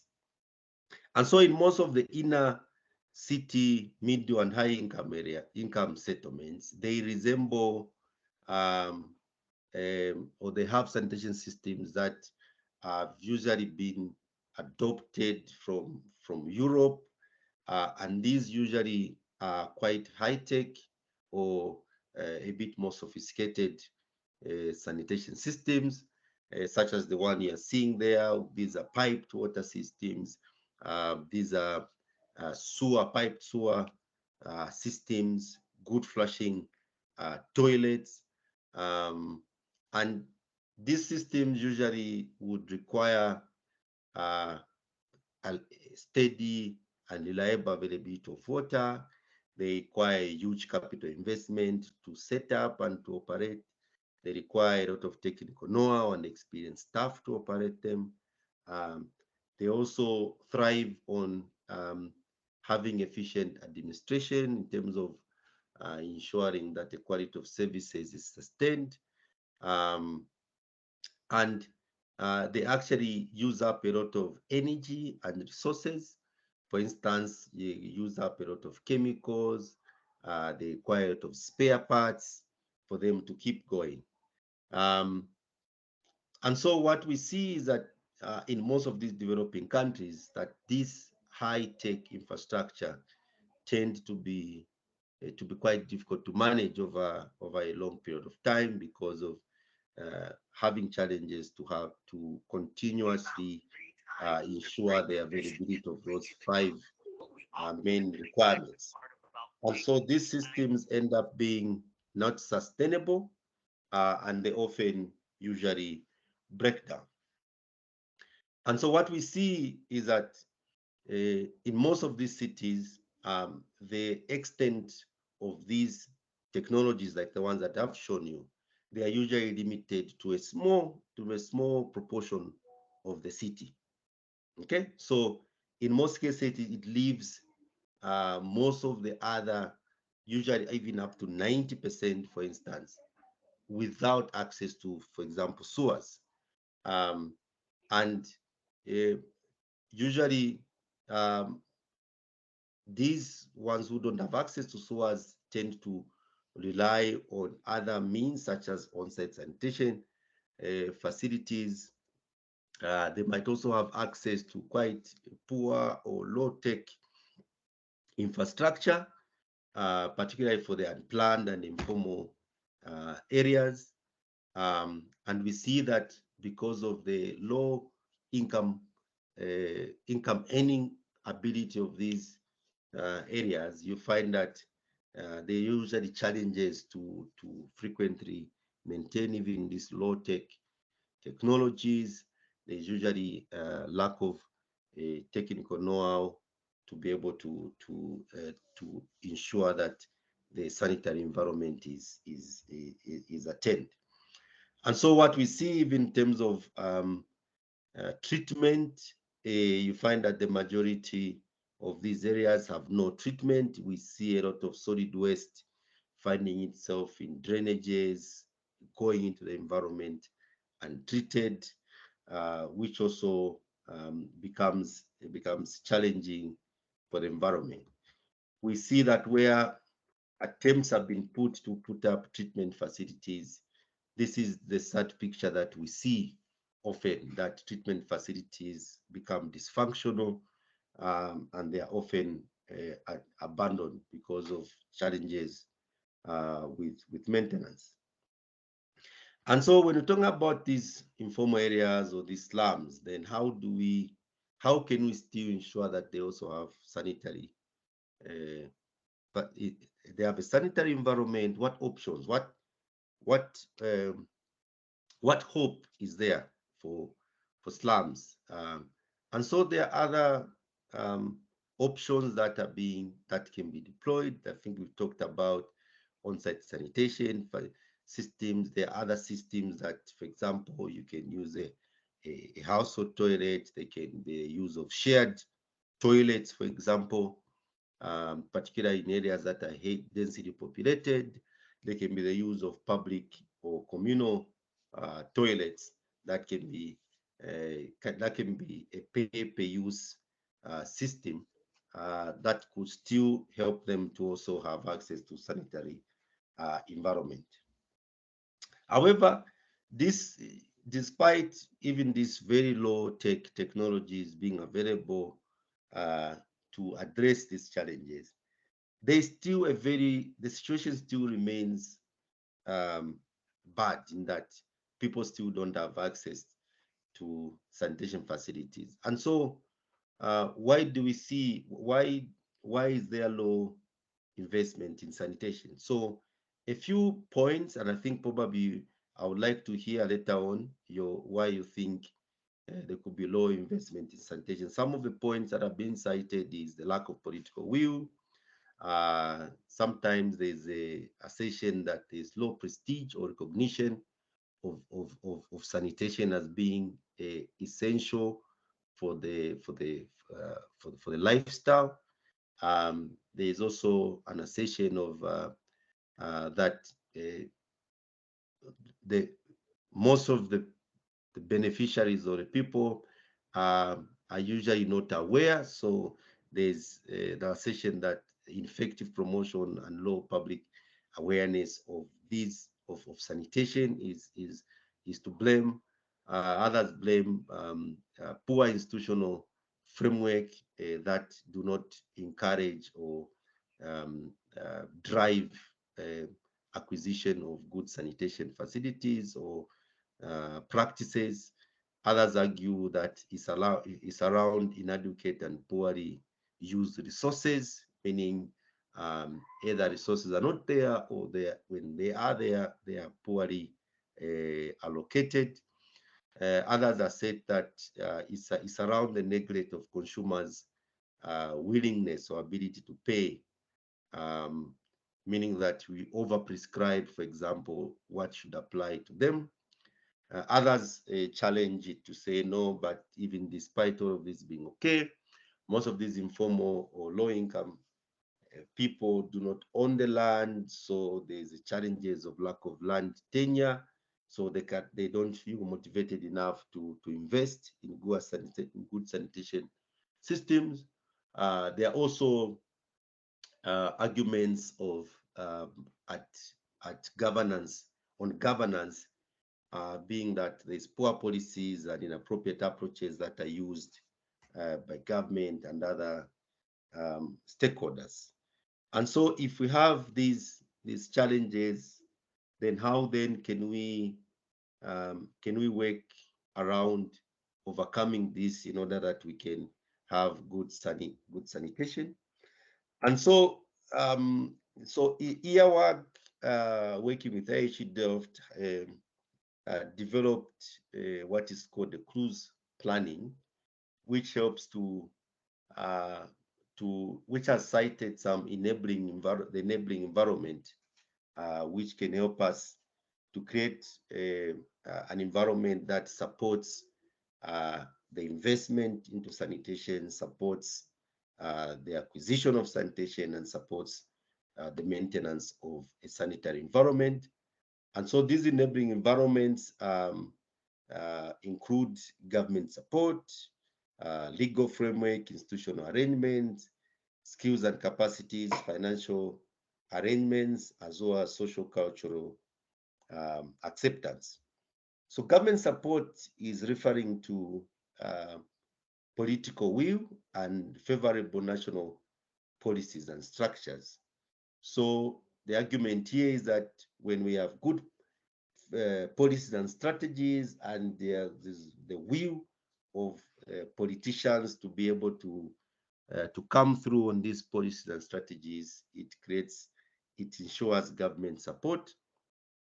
There's also the need to have a good legal framework, these being standards and codes, both at national and municipality level, that would guide all actors so that everyone who's implementing things, they follow a particular standard that guarantees that sanitation or sustainable sanitation can be achieved. There is also need to have favorable institutional arrangements where there's a very good collaboration between the private sector, the public sector, as well as the communities, in order that we can maximize the financial capabilities of the private sector, and also maximize the footprint of the public sector in order to achieve sanitation. There's also need to have competence, meaning that there is need to have capacity building programs that ensure that information and knowledge is available to guide the adoption of sound practices, as well as be able to use this to proactively engage with customers, to convince them to use standard acceptable sanitation practices. There's also need to bridge the financial gap, and this being the availability of credit or other financial arrangements that can be used to finance household sanitation, as well as community sanitation, in order that people can be able to invest or build infrastructure to support sanitation. There's also need to push social cultural acceptance of good sanitation practices tendencies. There are also some disabling environments or factors that we need to overcome in order that we can coordinate the planning and also the implementation. We have to work on avoiding having no clear responsibilities for the sake in terms of in terms of sanitation, and also not having lack of vision about maybe at a national level or municipality level. There's no clear vision of what you intend to achieve in terms of sanitation and who is responsible to ensure that is implemented. We also need to look out for no constructive collaboration where you have utilities, the private sector, or other institutions such as the regulator not working together. We also need to work around the lack of faith in alternative systems at the utility. So remember, we talked about issues of resource recovery. That is one of the alternative systems that could drive sanitation. But the lack of faith in such systems by the service providers or the utilities could have a detrimental effect. We also need to work around the experience of the service of the sanitation workers or the service providers themselves. We also need to work on the cost aspect, particularly the cost of the services, how much people pay for these services. In most cities, this is heavily subsidized or this is heavily regulated, and people don't pay the full cost of the services, making it quite difficult for these services to be sustained on a longer term.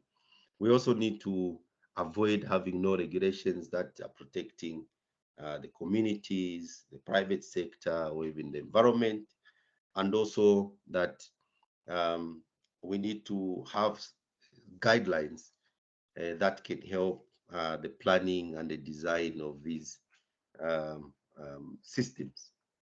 So we're now starting to, so we're now talking about in terms of planning, what how do we plan around, so how do we plan for sanitation in the context of uh, some enabling factors for a conducive environment, some disabling factors for a conducive environment, the diversity of the cities, the complexity of the cities in that they have different settlements, different communities which possess or have different economical status, and also access to basic um, services. And so we have to acknowledge that in most of developing countries, there are very few cities that can boast of having a proper planned um, cities. Most of the cities, yes, there are plans, but when you go on the ground, there is a completely different development happening on the ground compared to the plan. And so we also have the emergence of informal settlements, which are often unplanned. They're non-tenured, meaning people who live in those areas do not have security of tenure. It means that even they don't own the land, they're just staying there temporarily or illegal. And so the ability of them to be able to invest in this, or the motivation to invest in those areas, it is very low. And so those are some of the things that we need to bear in mind when we're planning for these areas, or for sanitation in general. So there are three principal planning frameworks that you can adopt for planning for sanitation. And these include what is called a planning model, a market model, and a collective action model. So the difference between these is that a planning model is mostly used by governments whenever they are planning for an area, and market models are mostly centered on private sector engagement, whereas collective action is mostly centered on civil societies, or in short, is mostly used by civil societies to make sure that communities are engaged. So what's the difference between these framework, and what are some of the characteristics that they have that could help us to either favor one over the other? We'll start with the overriding principles. So for the planning model, this is because I said it's mostly used by governments. So in most cases, it's basically bureaucratic in nature, meaning it is not consultative. It is very little consultation embedded in it. The market model, on the other hand, it's usually focused on market processes, meaning it's trying to identify market opportunities from the private sector, and creating or finding ways in which you can create an enabling environment for the private sector to participate in your sector. Whereas collective action, you are focusing on community action. So you are trying to mobilize the community in order that they can find solutions to their own problems. Sorry, just yeah. So so coming to who the decision makers are. So in the planning model, the decision makers are administrators, they are engineers or public officials. So these are the ones that are going to decide on what will apply, what will be implemented. In the market model, the decision makers are the individuals, households, or vendors, or enterprises. The reason why the individuals' households are the decision makers is because it's a market driven, meaning the people that are going to decide on what they are going to consume, what they're going to use, are the customers themselves. So these are the ones that are going to make a decision to say we adopt, for example, sewerage systems, we connect to the sewer, or we are going to construct our own on-site sanitation facilities.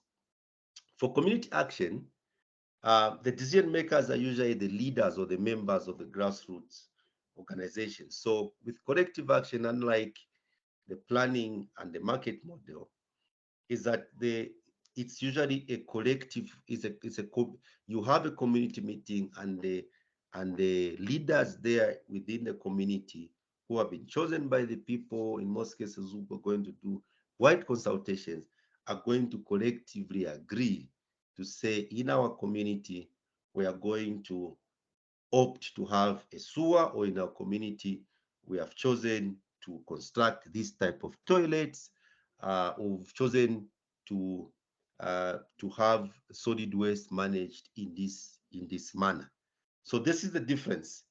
On decision makers, planning model is top down, market model is bottom up, but collective action, it follows a very consultative process where you have the leaders who do extensive consultation with the community, and then they make a collective decision. In terms of the criteria for decision, like what is used to make decision on what sanitation systems to use, how to implement.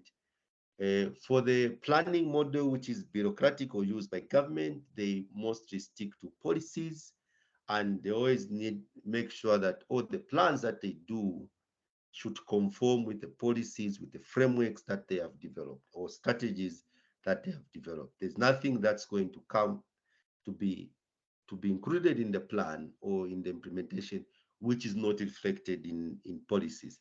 And often, even despite these policies being sometimes old or not relevant anymore, they will still continue using the same approaches.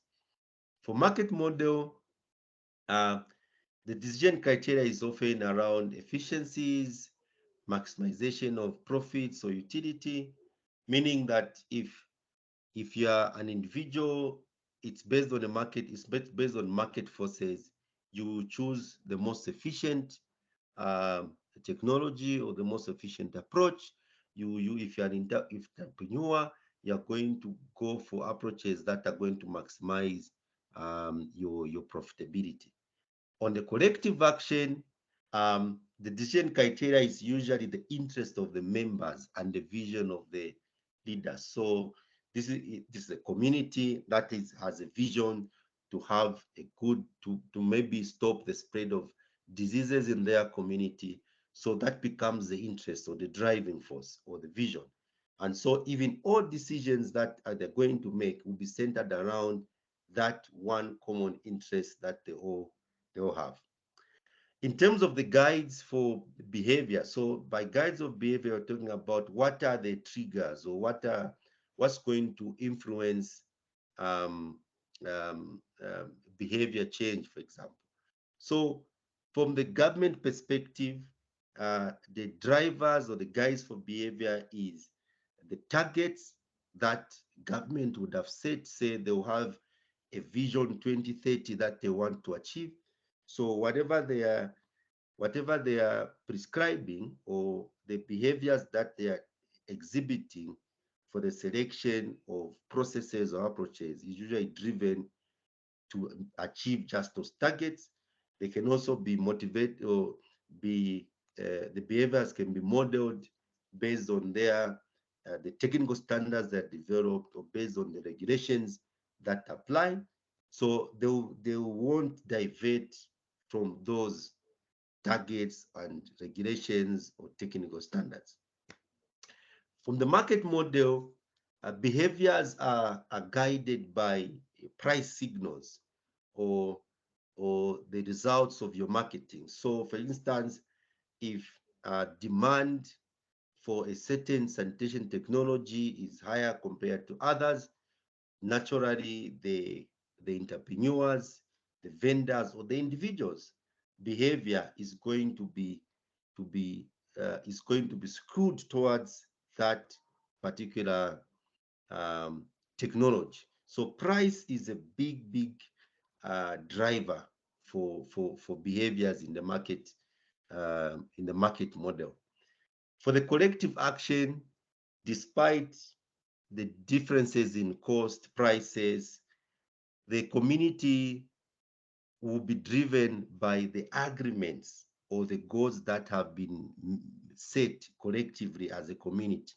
So if a community chooses even a technology which is going to be slightly more expensive compared to others, despite the community or the members are not going to be swayed by the price, but they will be aiming to align themselves within the agreements that the community, the collective community has agreed. Then in terms of what are sanctions, so sanctions here, we are trying to say, like, what are some of the factors that would compel you to change your course, okay? Or what would force you to either comply or would force you to change your course. So from the planning model, it's usually centered around state authority. So if the state sets the rules, that's it. You are compelled to you are sanctioned in a nutshell to comply with that. For the market model, the risk of financial loss are usually the drivers. So most of the private sector would like to minimize the loss, so they will go for approaches that are going to be more cost effective, and so that is going to make them align to that particular approach. For a collective action, it's around the social pressure. So the community would have agreed to achieve something.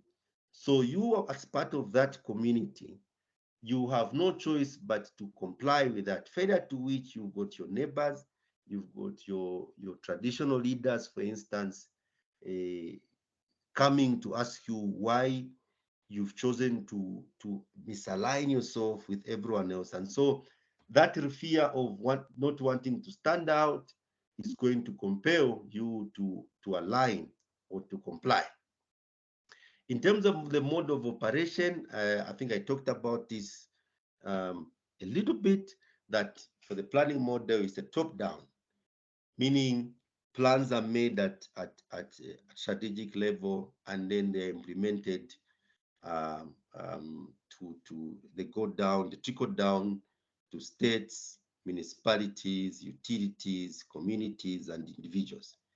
But in terms of the market model, this is individualistic, meaning that it is up to you as an individual to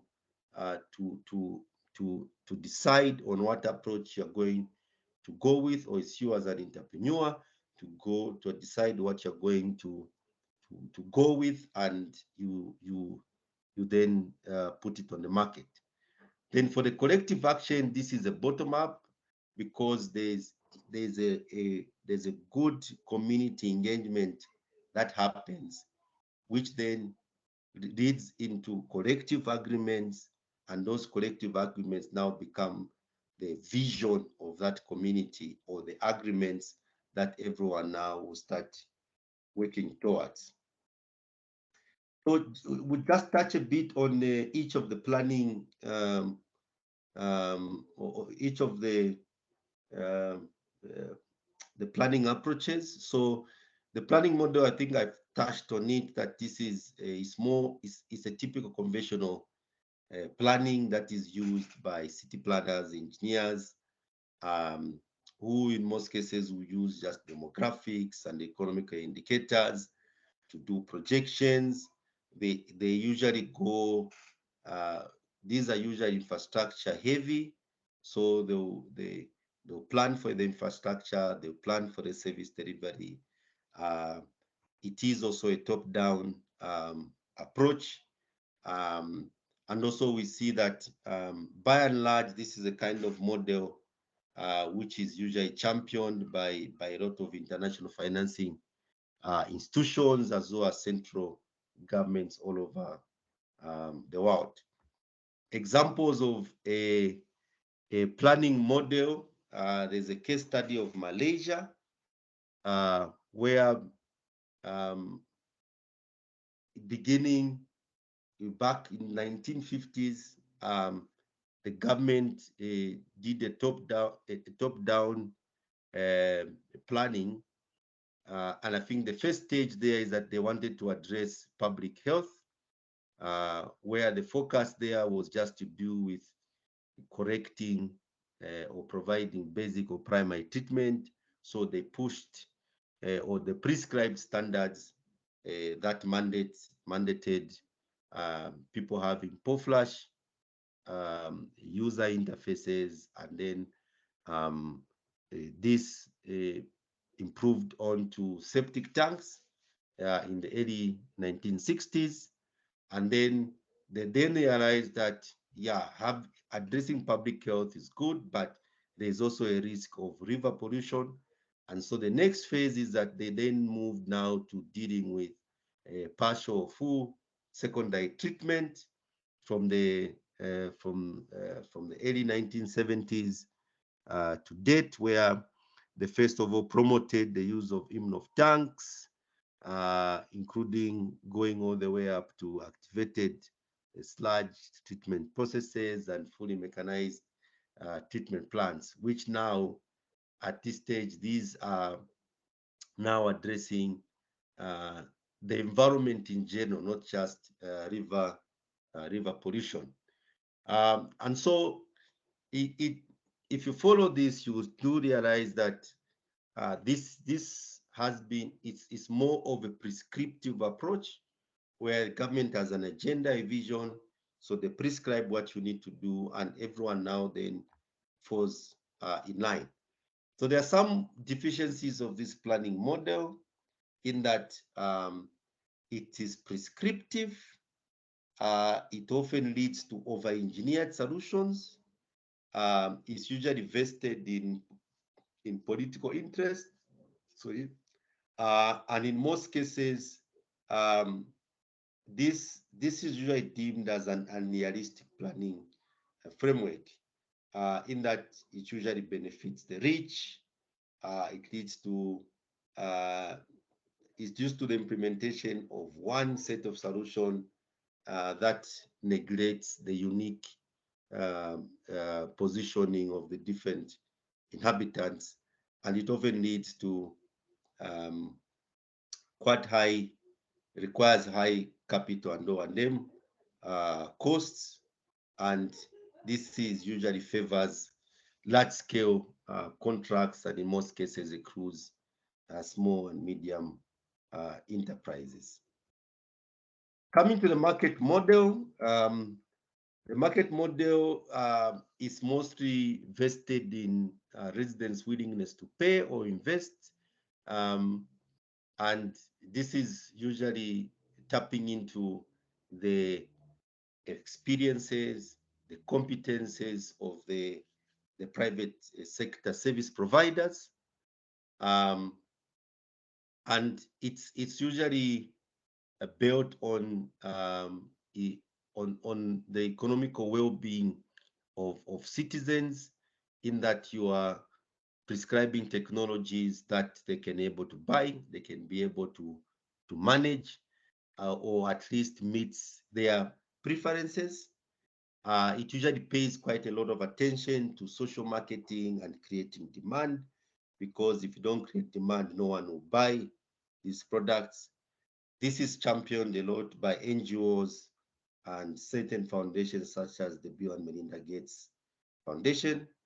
An example of this is in Tanzania, where a market model approach was used to target customers to build better toilets, where previously people would build toilets that would easily break, they would overflow. And so by using a lot of promotion and marketing approach, people were triggered to improve their health and status by promoting them to get a clean and safe toilet, which is built by the private sector. And so by using these market forces, you are able to bring about change, unlike the previous one where it's a government decree. This is a similar approach after has been applied in Kenya as well, offering people different types of toilets at different prices with made out of different materials. Of course, there's one made out of iron sheets, which is much cheaper. Another one made out of masonry stones or blockwork, which is a bit higher. But the approach here is that they are using a lot of marketing, a lot of convincing, and it is this then that brings about change. This market model also has deficiencies, such as most of the successes for the market model approach has been in middle class customers because of their ability to pay for these products, and most of cases the suppliers are not interested to provide or to do this for people that are bottom of the pyramid or low income residents. Yeah, so we can also say that that this, by just relying on the market approach, is that it's so often that it might not create enough enabling environment that is going to drive the majority of the people to access this, and to some extent a mixture of a planning and the marketing model will be needed to drive change. Coming to collective model, so this is a highly participatory model. It's a people-centered approach, and it uses it focuses on maximizing on the cohesion within the community, where the community would have people that they will regard in high esteem, such as maybe community leaders. Also, if they are also traditional leaders, they would regard these in the highest esteem. And this, by so doing, is that these are going to be more like change makers, so they can galvanize the community, encourage them to come to a conclusion of wanting or deciding to go for a particular sustainable sanitation approaches. So this is usually championed by a lot of NGOs, a lot of donors, and a lot of academic institutions, and it's a highly participatory process. So even the private sector would usually participate in this collective approach. It is, like I said, it's so much people-centered, and some of the approaches or some of the benefits of this is that it helps to increase community ownership of the process and also accepting the solutions which has been prescribed. It also helps in terms of efficiencies, in that community tend to also contribute towards in terms of mobilizing resources. They also contribute in terms of the design, or which ends up leading to better designs and better choices in technology. They also help to bring about social change and empowerment, in that when communities come together to raise capital, they come together to work together on addressing a sanitation problem. This ends up empowering people, creating employment for people, and also helping them to improve their social cohesion. Some of the deficiencies of the collective action model is that it usually requires or relies on a higher level of coordination between actors, and sometimes this might not be so easy to achieve. There's also a danger of what are called boutique solutions for one neighborhood only. So this is where one neighborhood would choose maybe a very prestigious solution, but this might not be feasible maybe in the adjacent communities, and that usually brings about social stigma and things like that. It's also may be quite difficult to guarantee that the community managed systems or cohesion can be sustained or guaranteed for the future, which is needed for the success of such a system. But it's important to note that these systems should not be treated as or these planning models, or the models should not be treated as is one or the other. It is possible that tenants from each of these models could be merged together to come up with something that works even better. So there's a possibility that you could create a hybrid approach to this. And one of those hybrid approach is the case study that we'll just look through as we are wrapping up this, is the CRUISE approach. So CRUISE stands for Community-Led Urban Environmental Sanitation Planning. So this is a strategy that has been developed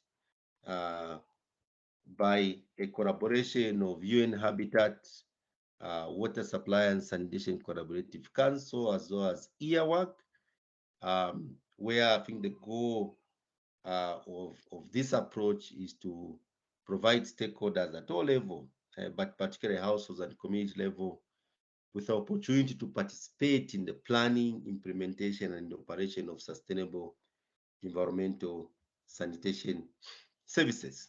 So, what is CRUISE, or what's the advantage that CRUISE bring to the planning process?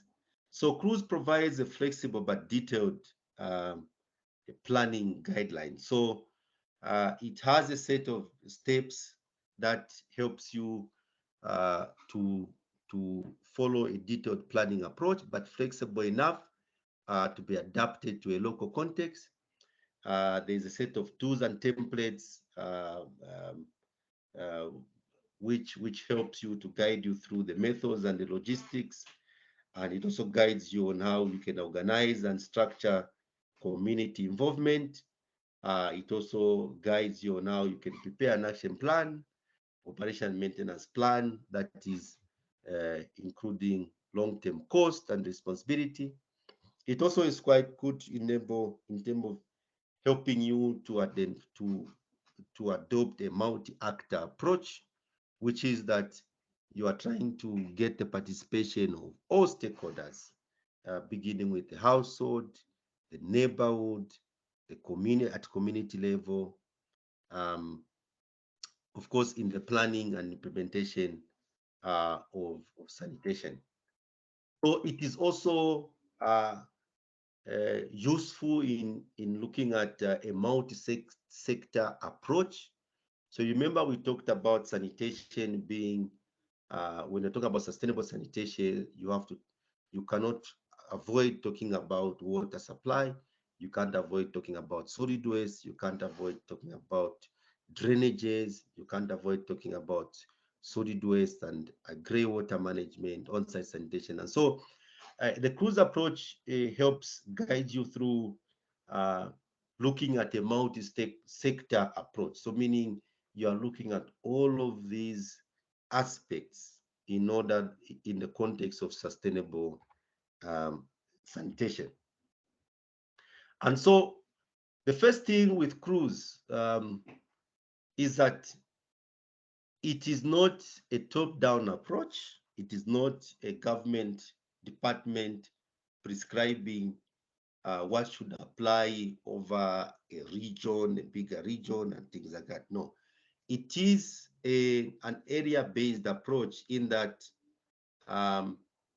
it is localized. So you have to establish the area that you're planning, and it was advisable not to go beyond the ward, because the characteristics of an area starts to change when you go beyond the ward. So you plan for a household level, you plan for a neighborhood level, you plan for a ward level, and not at the city level. So you have to plan at its, or the most extreme, at ward level, and then this can collectively be merged into a city. So what are some of the lessons with the cruise approach? So some of the approach, the lessons of the cruise approach is that it tries to keep the planning process simple, whereby you are looking at identifying the skills and the capacities of the communities. You are also looking at the enabling environment. You are also looking at the stakeholders and the institution. And you're doing this in the context of, you want to try to bring all of these factors together so that the planning is simple, the implementation becomes also simple, because the more complex the alternative or the solution you are proposing, the more difficult it is to be able to achieve success. So cruise works on 4 principles, and that it is people-centered.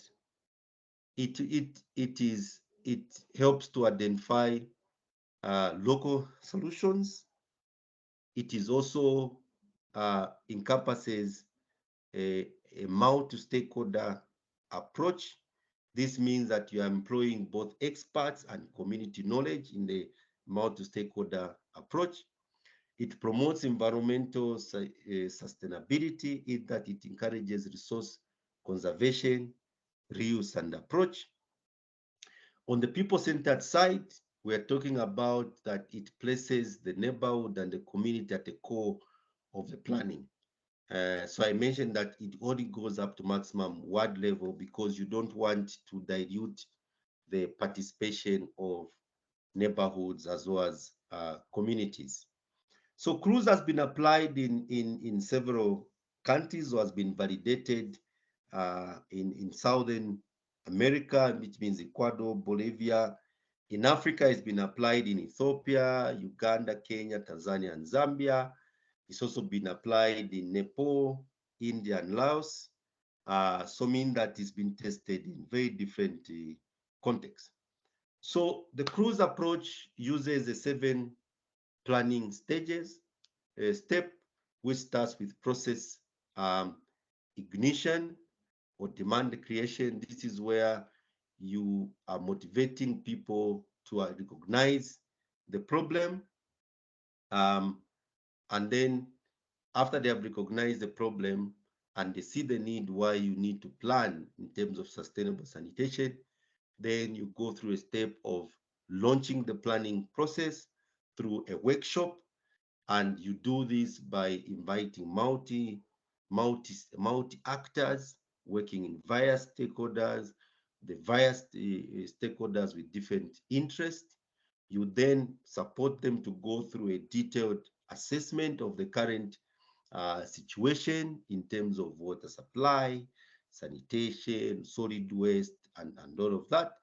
You then help them to prioritize the problems that they are facing in terms of what are the major issues and which issues need to be solved.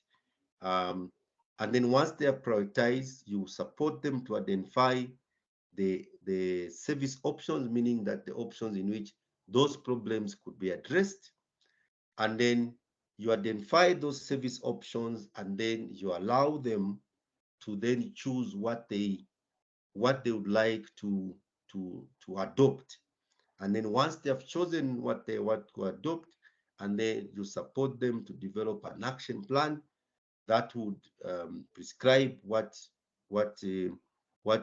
sustainable sanitation solutions they have adopted, how they would like to finance them, how they want to implement them, in what phased manner they would like to implement them. And then with that plan now, it is now ready for you to start supporting them to implement, where they can use their own contribution. You can also use state funding to be able to support the implementation of that plan. And so remember that we're talking about a plan that encompasses water supply issues, wastewater management issues, solid waste management issues, sanitation, fecal sludge management, on-site. So it is a very holistic plan that we're talking about. So the cruise approach. So I think I provided a link. There are online tools. There are already prescribed tools that you can use to be able to take you through all the different stages of the 7 planning stages. So in the interest of time, so I think these are just examples of what service options would look like, how an action plan report would look like, which is can then be used to solicit funding, but also to guide the implementation. And of course, the last step is the implementation, which is basically putting to action the action plan. And this could be done, especially it's encouraged that this is done using communities, using the various actors. It also provides you with some of the tentative times and costs for such an approach, including that it might take between 10 to 12 months to have a complete approved action plan. It might cost you about $2 to $10 per capita when you want to deploy it. Yeah, so I think this other one, I'll just leave it for you to see on your own, but cruise was applied in Tanzania in a small informal settlement where they had poor sanitation facilities, as you can see here. They had erratic water supply. They were drawing water from shallow wells, few communal points. They identified the major stakeholders being the health department, the NGOs, and the water utilities, including hospitals. They went through, they identified the area where they needed to intervene. They ensured they created the wards, they identified the wards, including the population. They went through the processes of the process ignition by engaging the stakeholders, launching the planning process, doing detailed assessment, validating of the priorities, identifying the service options, and then they prepared an action plan report, which then led to some good changes in that they were able to identify that they could upgrade latrines with just spending about $90 to do this upgrade, moving from poor sanitation facility to much more cleaner facilities. They were able to come up with a microfinance to be able to finance the toilet construction, with people being able to pay this over a period of time. Some of the lessons is that the cruise was able to trigger behavioral change. They were able to encourage multi-stakeholder planning.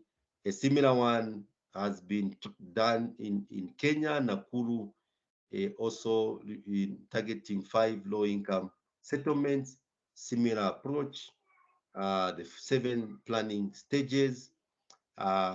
When they validated the priorities, they were able to prioritize for the year. You can see that males, both males and females, prioritize sanitation as the main environmental problem. Of course, with the drinking water second, they never felt like solid waste and drainage was a priority. They also stated their aspirations, and this led to coming up with solutions that were addressing the sanitation challenges. And so similarly to the Tanzanian one, is that it was able to lead to the adoption of an affordable sanitation option or toilet option that communities were able to afford. Because of empowering the community in the construction, they were able to save as much as 40% of the total construction costs. Yeah, they're able to save that much.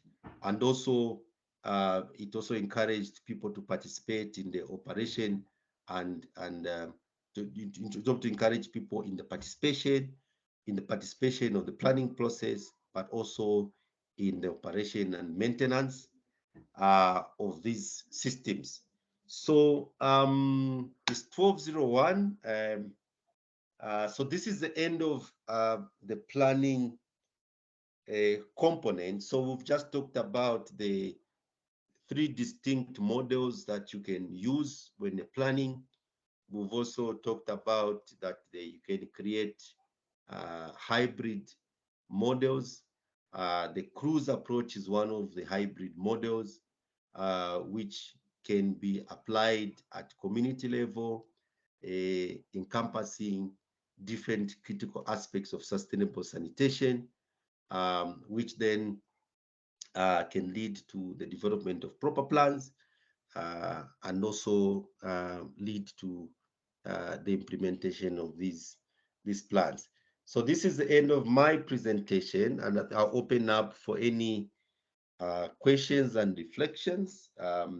I apologize that we've gone slightly over. I hope you can bear with me. Yeah. So open up for questions, reflections.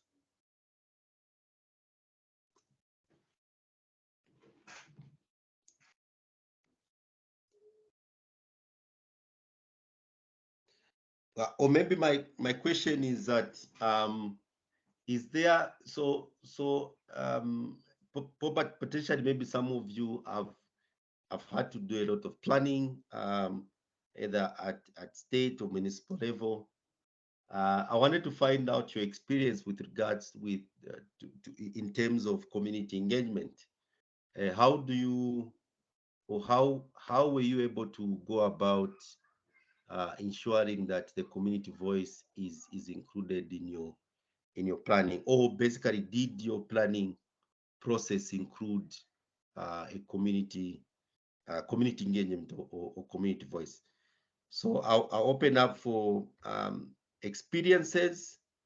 It would be good if we are able to discuss also in terms of the countries that are represented here. I think we had somebody who said something about Botswana, Namibia, Zambia, and I think Leila shared her experiences with the Middle East. It would be good if we're able to share 1 or 2 experiences from our past interventions.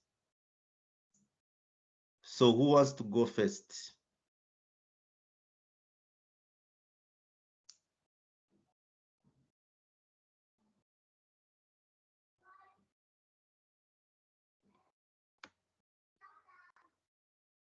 Okay, maybe we go with the same order that we had. I think we started with Botswana. Who shared the Botswana experience?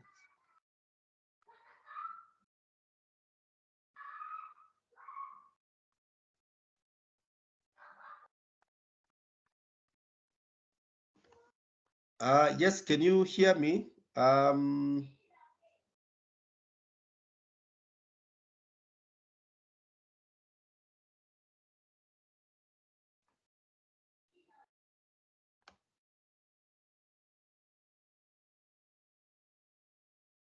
Okay, maybe I can call on, is it Mufetsi? I think you shared the Namibia experience. Do you have any experience or any experience in planning? And also I'd like to find out if that include community participation, and if it did, how did you go about it?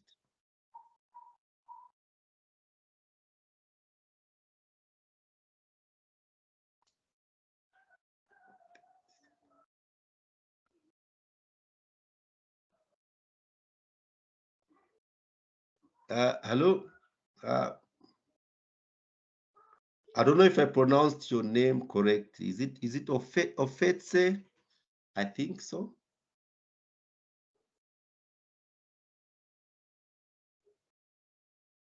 Hello, maybe I can speak for a bit about planning in Botswana, but Yeah. it is not so much focusing on sanitation per se, but this discussions are usually held, maybe let's say in a village setup.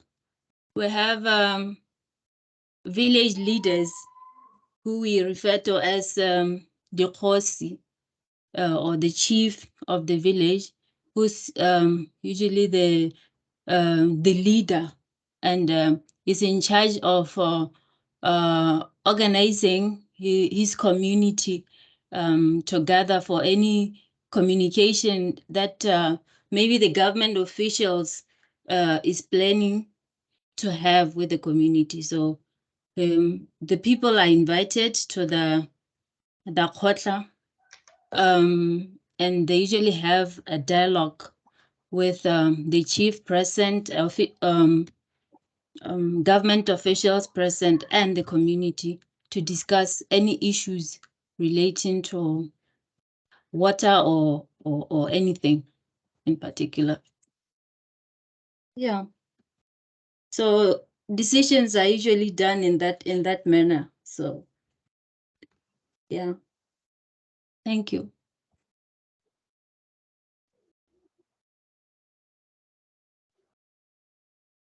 Hello? Okay, no, thank you for that. Yeah, so I think probably, so it's probably a version of the hello, can you hear me? Yes, yes. Yes, yeah. So I was just saying thank you for that contribution. So I think what you've described is I think it's a version of collective action, where in terms of the decision making, it's done by leaders, who of course would consult with households, with communities, before making that decision. So yeah, thank you for that contribution. Yeah. Yes, Catherine, would you like to share? I think you are the one who shared from Namibia, right? Yeah, no, I just shared that one from Botswana. Okay, sorry. Okay, thank you. Yeah. Who wants to go next?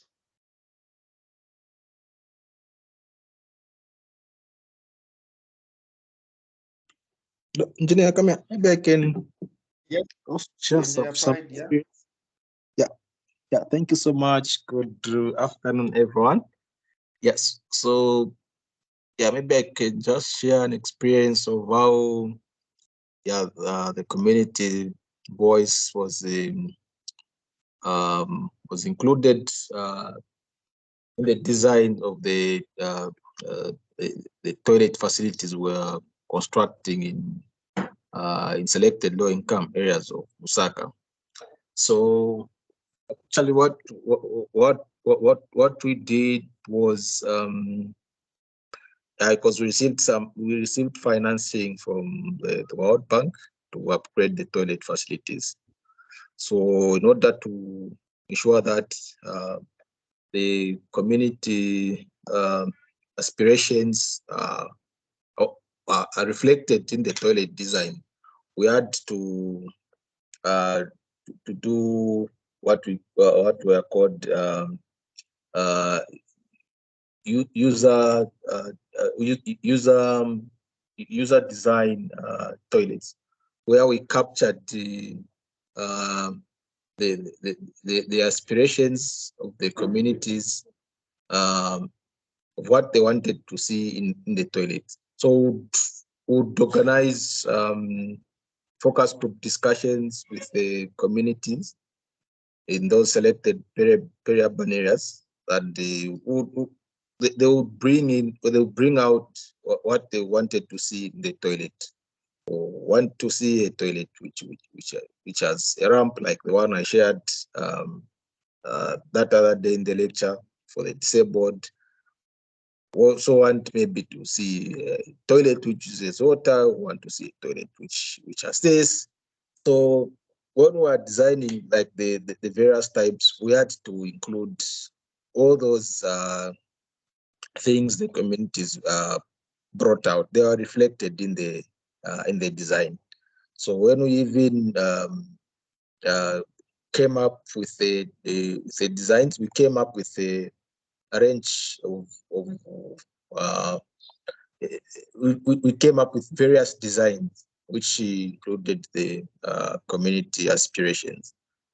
So even the uptake like that, it was easier because what the communities wanted to see in the toilet were reflected in the design. So I just wanted to share that with Engineer Kameya. Good. Thank you very much, Engineer Pride.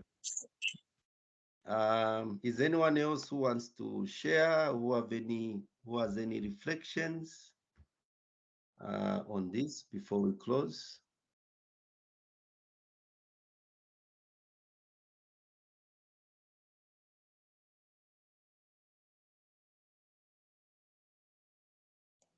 I can add something. Since we're talking about Lusaka, I was part of so I think project. we'll end here. So thank you very much for your. Oh, sorry, Kameya. There are two hands. Sorry.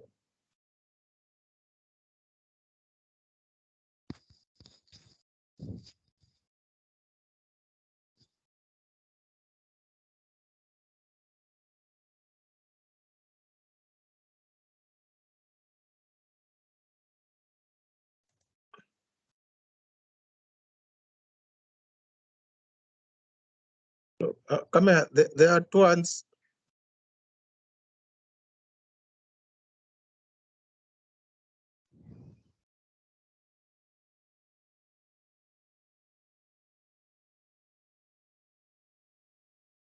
Hello, Kameya. Since we've lost the Kameya. Laila, maybe Laila, you can come through. Yes, I can just share that I was part of a program called IWASP, International Water Stewardship Program, and it was actually working in Lusaka. And the way they tried to include, it was like a partnership program, mainly focusing on different things, but one of the things is water. And so they tried to empower the communities through supporting the formation of the planning platforms. So they tried to engage the public authorities and the private sector, and as well further on to improve the wash services in different schools. So by doing stakeholder analysis and talking to teachers and pupils. And in regards to women, it was more training them in the fabrication and the maintenance of the hand washing facilities. And training, I think, the communities as well in the rehabilitation of boreholes. So yeah, that was in Lusaka.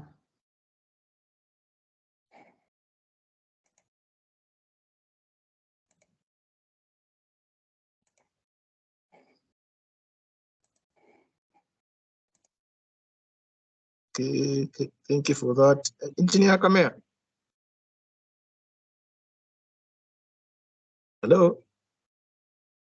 That's like we've lost Kameya. Maybe Jimmy, you can come in. Okay. Afternoon again. I have a reflection on one of the slides where a question was asked, why is there low investment in sanitation? So among the reasons listed I think there is one that is not listed there that I would like to discuss from the point of view of Zambia in particular. So I think one of the reasons is corruption. Yeah, so like in the previous regime, we had so much corruption. The resources were depleted to a large extent. And I believe when the resources, the national cake, the taxpayers is depleted, then there is less money to invest in certain things. And priorities may be put in the more needy areas, and perhaps sanitation may be one of the least considered. Yeah, so corruption affects our resources to a great extent. And I think it should be one of the reasons. It may not only be Zambia, it may even be other countries. Yeah, so it is one of the things that is, considered as a vector in development.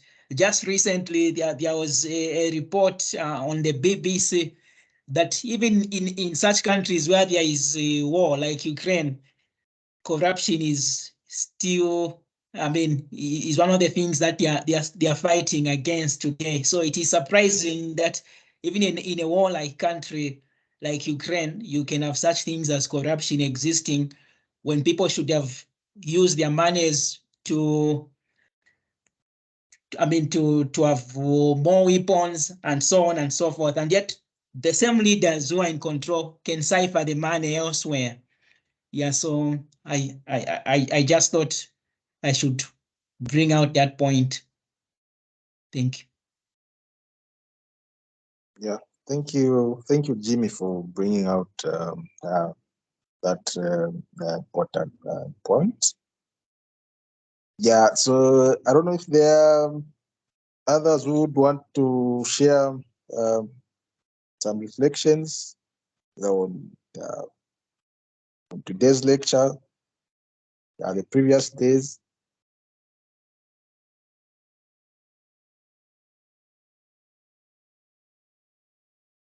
Any more reflections? Engineer Kafwembe, good afternoon. Yes, good afternoon. Yes. So my name is Christine Aitana. I am part of the Secretariat SGSP. I take it that we are done with the session for this week, or is there any more questions or reflections? Yes, I think from our side we are done. Okay. Today was this. So I don't know if there is any reflections, questions, or anything. Okay, no problem. Okay, I also think by the look of it, it seems like we are done. But anyway, the reason why I wanted to come in, I just wanted to really thank you and Engineer Kameya for availing yourself this week to really educate us, and also particularly the SGSP students on the sustainable sanitation in the changing world. We really appreciate your time and all the knowledge that you imparted. And I also just want to thank Dr. Hashwe Laila, from our colleague from the ICWRGC. Thank you so much, Dr. Laila, for joining in today. And from the SGSP committee, we really thank you, engineers, and we certainly look forward to more collaborations in the future. Yeah, thank you so much. We also appreciate for the opportunity to share our experiences, and actually we've learned a lot from the class as well. Class was engaging, so thank you for the active participation, and we also look forward to collaborate in future. All right. Thank you. Thank you. Thank you. Thank you so much. Thank you all. Okay. All right, I guess we can end the lesson here. Thank you, everybody, and have a blessed weekend. Thank you. Bye. Thank you, Christine. All right. Bye. Bye.